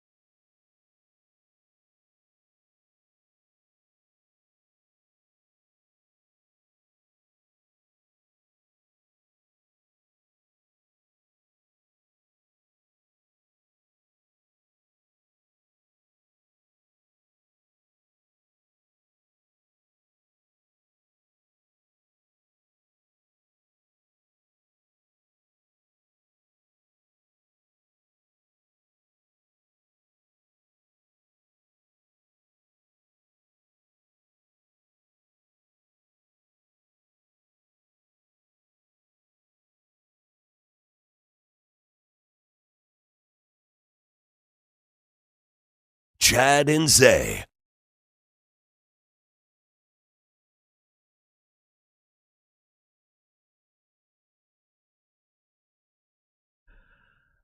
Oh, mercy.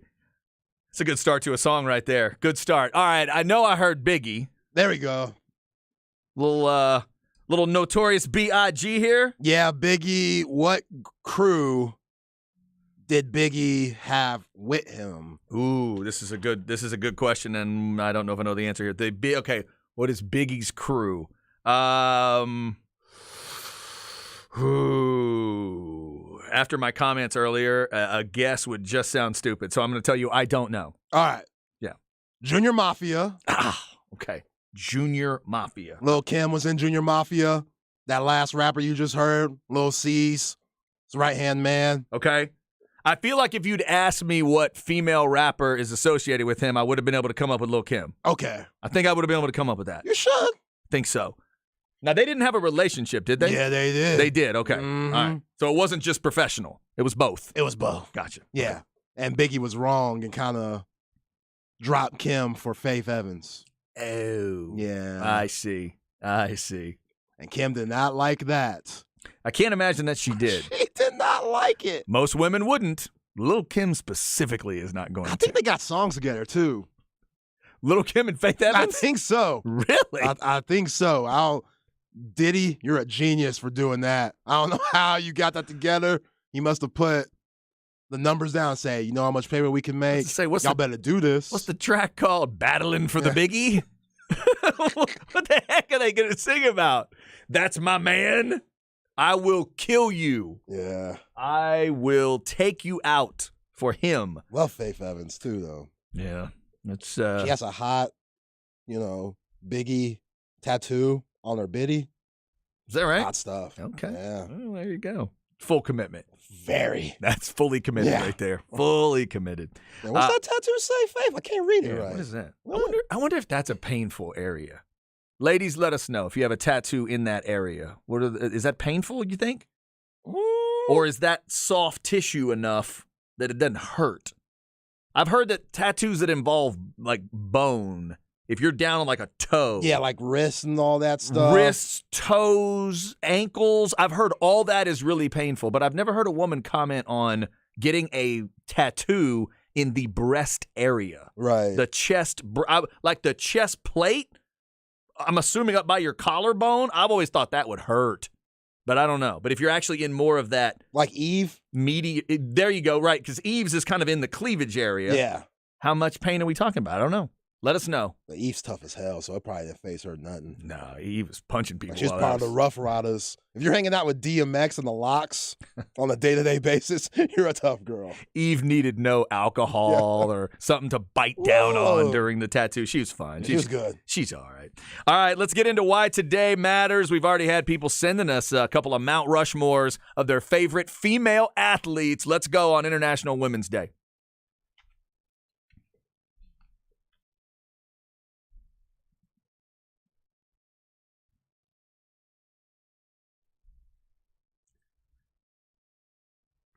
All right, first off on International Women's Day, let's give a shout out to the most important ladies in our lives, our wives, who are not only incredible women and wives, but they are out there dealing with these kids in the educational system every day. Your wife trying to educate them, my wife just trying to get them home safe. Yep. God love both of them for dealing with it. Oh, yeah. Because I know you hear stories, I hear stories too, and I think I couldn't do that.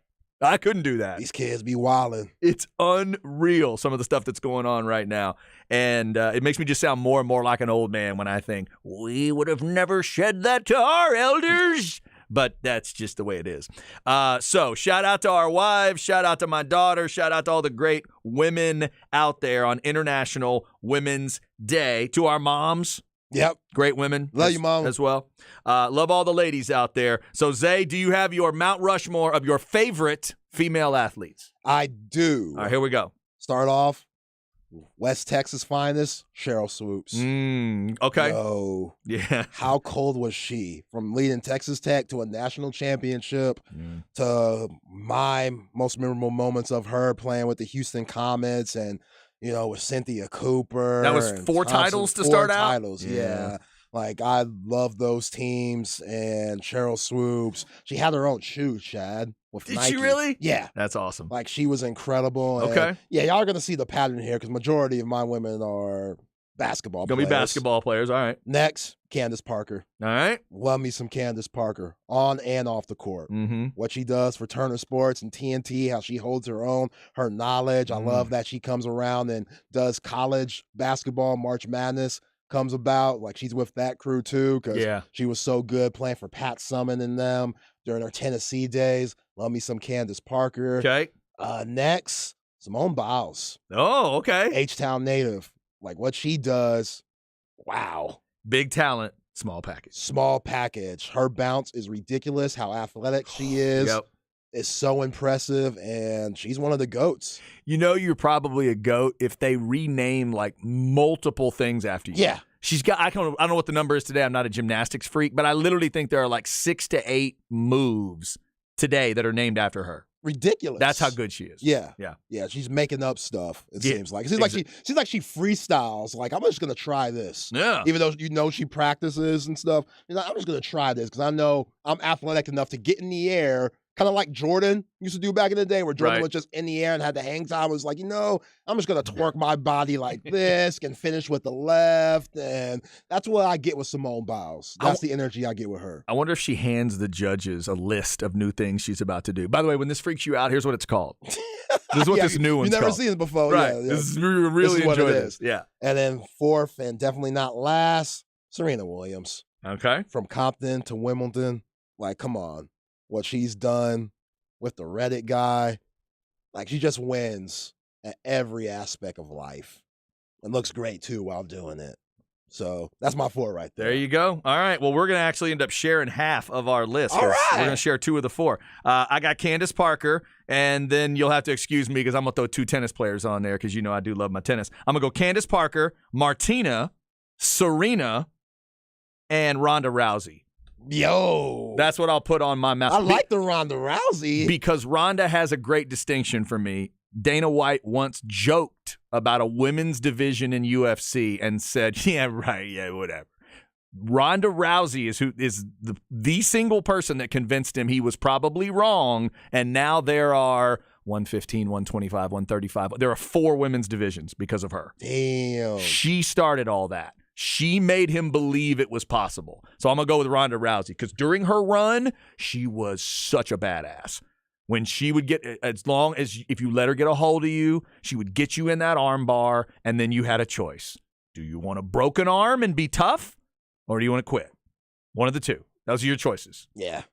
I will break your arm, or you can tap. And most of the time, thankfully, they were smart and tapped. Who was the first one to beat her?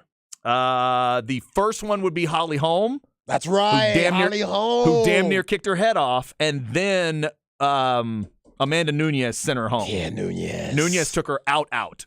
Nunes is the one that sent her to WWE.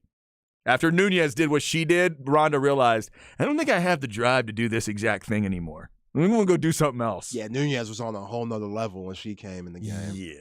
Yeah, the Lioness was something. That'd be one to mention. Great female athlete as well. If you have some of your favorites, let us know. By the way, somebody says of the tattoo question, I've got Austin tattooed on my stomach, hurt like hell on my ribs. Yeah, right. Yeah. Anytime the bone is involved. I have a tattoo on my finger close to my knuckle. Didn't hurt too bad. All right. Yeah, everybody's pain tolerance is different. Yeah, I guess that's true. This says Jennifer Capriati was a baddie back in the day. Oh yeah, during her run, she was a badass. Somebody said FloJo. That's a good one. I thought of before my time. I thought of FloJo. FloJo or Jackie Joyner-Kersee. Those were the 2 that I loved in track and field. And FloJo had just the look and the hair and the nails and then the one leg sleeve. Yes, there was something about it. There was something about that too. I was just like, yo, FloJo was a badass. Somebody says Paige Van Zandt. God love you, Grant, for throwing out Paige Van Zandt. God love you, man. I saw her debut here in UFC. I loved her as a fighter. Eventually, that part, she did end up being a dominant fighter in the end, and now she's gone on to some OnlyFans fame. Yo, Paige? If I'm not mistaken. Okay. But, Paige Van Zandt was she was a fun fighter to watch for a little while. It says tattoos hurt in different places for different people. It is weird. Okay. And I have the University of Texas logo on my forearm. That's dope. Did it hurt? I don't know. And then someone throws in on International Women's Day that their favorite, here we go, their favorite female athlete is Caitlyn Jenner. See that? Yeah. That's not, I don't think that's technically, see, we can't go there technically because Caitlyn Jenner. I ain't trying to get canceled. No, I won't get canceled. I don't think I'll get canceled for this comment. Caitlyn Jenner doesn't qualify because Caitlyn Jenner hasn't competed in anything I know about. Yeah, Caitlyn Jenner ain't no athlete. On a big-time level? Yeah, Caitlyn ain't no athlete. Because it would be Bruce was an athlete. Like it would be accurate to talk about, and I'm perfectly respectful because nowadays, if you're going to talk about Caitlyn, you talk about Caitlyn, and then in 1976, Caitlyn would want us to say that Caitlyn won the decathlon. But if you're talking about the greatest like Olympic performances ever, and you go back to 76, I think you're allowed to say that would be Bruce Jenner at that moment. Yeah, Caitlyn wasn't on the cover of Sports Illustrated. Yeah, right. No, you can't do that. But I see what you're. Somebody says 1,000% Steffi Graf. Ooh, Steffi is one of my faves. I do love me some Steffi. That's 22 Grand Slam titles. Not bad. Anna Kournikova. Well, come on, y'all. I mean, I said, hey, we said favorite. We didn't say accomplished. That's true. We didn't say best. I always remind everybody she never won a singles tournament at all. Not Grand Slam. She looked good, dude. At all. But my God. Yeah, no, she was fantastic. She rocked that tennis skirt to a T. She and not Monica Seles, she and Martina Hingis did win a couple of doubles Grand Slam titles, if I'm not mistaken. If y'all want to be like that, then I might as well throw Candace Parker out there and throw Tanya Harding in there. Oh, come on. If we want to keep it real, Well, Tanya had some accomplishments, too. Yeah. Tanya was like a world champion and during that time. She ain't take no ish. Yeah, whatever you do, do not take Candace Parker off your list. You got to leave Candace Parker on that list because I am with you. Outside of players in the region, there are two women's basketball players that I'm so excited to say I saw them live and in their college prime. She's one and Taurasi's the other. But Candace has always been my favorite. She's the first women's basketball player that I saw that just like it was unbelievable to watch. Yeah, because nobody that tall in women's game has ever been that skilled. Oof, yeah. I mean, yeah, Cheryl Miller, but nobody got to see Cheryl Miller due to her injuries, and WNBA wasn't around. Yeah. You know, I think Candace Parker is the closest thing to Cheryl Miller that we've ever seen. It was impressive, man. The first thing I thought of when I saw her, I'm like, my God, she kind of reminded me of like in his prime Scottie Pippen. Wow. That's kind of what it felt like to me. Yeah. And maybe it's because she was using the glass a whole lot. She was just like effortless stuff. Just pouring buckets. Scottie had that flat-ass shot to where it was a perfect angle for bank shots. Yeah. And she had that it was just fun to watch her. It was fun to watch her play. And like you said, fun to watch her break it down now. She sits there with the guys, with the fellas, and they respect the hell out of her knowledge. You can feel it. Yeah. Whether it's the NCAA version or when she's doing it with the NBA guys. All right, International Women's Day today. If you want to let us know a couple of your favorite female athletes before we get out of here. Mia Hamm. Mia Hamm's a good one. Yeah. The 99ers. I was going to say, that whole women's national team, you could throw Hamm and Chastain and Foudy and the whole crew in there. They were fun to watch. I remember watching that. I can still remember watching it. My wife, not my wife at the time, because we would have just been dating a little, about a half a year at that point. I can still see, we were laying on the futon together, and I remember when Chastain hit she had like kind of dozed off a little bit. We wake her up at time, and I just threw my fist, through the hands of it. I damn near knocked her off the futon when Chastain hit that goal. I remember that very clearly. Yeah, the 99ers are cool too. Big shout out to them. All right, stems and seeds before we get out of here. Got a couple of notes for you, including the latest in the NFL coming off the franchise tag day. If you haven't heard about that Daniel Jones money, it is worth repeating because it's silly. Next on The Horn.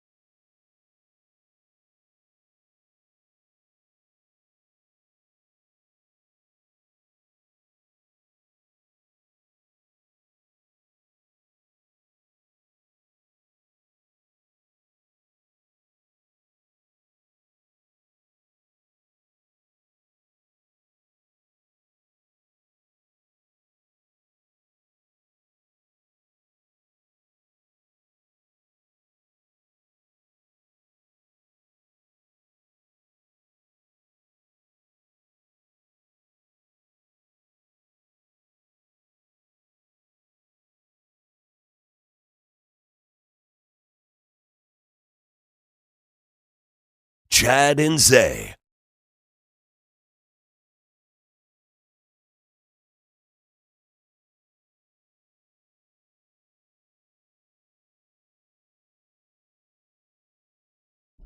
All right, just about to finish it up on a Wednesday. Multiple voices there. I thought one of them was Jay-Z. Oh, wow. Is that not right? Okay, I I don't know what's worse. You calling the purple tape the purple cassette or thinking this artist is Jay-Z? Fair enough. All right, well, I gave you two today then. Who is it? Ricky Williams, Old Agent. Ah, Master P. Master P, baby. This is definitely an artist I have never heard in any length. I have not heard a lot of Master P stuff. That's a shame. How good is Master P? As a rapper, yeah, Okay. But just as a hip hop legend, huge. Okay. Yeah. The reputation is massive. Reputation is huge, Yeah. Okay. man. So Master P, Biggie, Barry White, Aha, CNC Music Factory, and Swing Out Sister have all been a part of the show today. And yes, the Underground Kings were a part of the show with a beat at the beginning of the hour. Some people call them UGK. I was able to unwind that incredible mystery earlier in the show. Yeah, it took you a while. Oh, my God. I have been 9 levels of cool today on the show. If you've just tuned in, you've really missed some high-level coolness on my part. Not really. All right, before we get out of here, let's get you some stems and seeds, including this Chris Beard update, if you haven't heard it. No stress, no seeds, no stems, no sticks. Brought to you by AV Consultations, 255-8678, or go to avconsultations.com. Looks like it might be Oxford for Chris Beard. He is the favorite. He's emerged as a leading candidate, the leading candidate for that Ole Miss job. And interestingly enough, we talked with Chip Brown of Horns247.com earlier in the hour, and Chip said he is hearing that Chris Beard might have separated himself from that relationship. Smart. If he walks into a meeting with Ole Miss as a single man, that's a different discussion altogether. Yeah, you can't walk into Ole Miss with old girl. That can't happen, Chad. That can't happen. If he wants another job, nah, man. Just it got toxic. You can't do it. And interesting, too, Chip mentioned that maybe he had heard that a few years ago at Texas Tech, he might have been told by some of the higher-ups there, you may want to look at this relationship, man. That's a wild thing. I can't believe Chip said that. Like, yeah, that's if crazy. They let Coach Beard know early, bruh, this might not be it. We're just looking out for your career. Right. We see the red flags. We're trying to help you. Yeah, we're on the outside looking in. We don't know what's going on at the crib. It's Right. on the outside looking in. Yeah, and maybe who knows? Maybe there was stuff, that word was getting around Lubbock for different reasons, and they were just trying to help out. So, or just trying to be concerned as the employer. But his new employer might end up being Ole Miss. Keep your eyes peeled for that one. We also talked some NFL, of course, today. Daniel Jones gets $82 million in guaranteed money. Aaron Rodgers has met with the Jets. Jets flew all kinds of folks, out west to California to see Aaron Rodgers. That's a 5-something hour flight. Yeah. To talk to a guy that they're seriously interested in. Remember, Nathaniel Hackett is going to be the OC. They've been together before. That relationship might matter to Aaron Rodgers. And as an NFC guy, I really want him out of Green Bay. So New York Jets folks, I hope the conversations went well. I saw a list at the potential starting quarterbacks in the NFC. Uh-huh. Wow. Jalen Hurts, Matt Stafford. After that, it gets a little dark. Hey, you didn't say Dak Prescott. How dare you? It gets a little dark. How the guy dare that you? led the league in interceptions, that missed 5 games. How dare you? My fault. My bad for forgetting him. You mean the Walter Payton Man of the Year? Is that what you mean? Is that what you meant to say? Yes, he's a classy guy. That is what you meant to say. Yeah, that NFC will change. And we know Brady's gone. That's right. Brady's already out. You could lose Brady and Rodgers from the NFC in one offseason. That could be big. So keep your eyes on that. Also, if you're a Cowboys fan and you're still following this Michael Irvin story, update today from Dallas. 2 men who were in the Phoenix hotel lobby around the Super Bowl say Michael Irvin that they didn't see him do anything wrong with his brief interaction with this woman, and they didn't see said nothing at all wrong. There was nothing untoward out of the interaction. Now, Michael Irvin did maybe go a little bit over the top today, trying to to compare what he's going through, but I do hope that this ends up going Michael's way. He's suing Marriott for like $100 million and suing this woman as well. Excuse me. Damn, Mike, you might as well try to own a hotel yourself. Yeah, I was a little surprised to see it being that much, but I don't, this is about, to me, maybe it's about his reputation lost. I guess has he totally lost the NFL Network and ESPN gig? I don't see him for now. I don't see him on there much, if any. His attorneys are saying we got to get Mike back to work, and they're going to try to do that. So far, I don't believe anyone has evidence that there was something really bad that happened there. So hopefully, if it needs to, hopefully that'll work out for Michael Irvin. I was about to say, sure, needs to work. He was in the NFL, but we know how fast he lived. That money might be gone. Well, yeah, it's true. But it's also about just kind of the reputation. If he wants to be on TV and if he'd been there,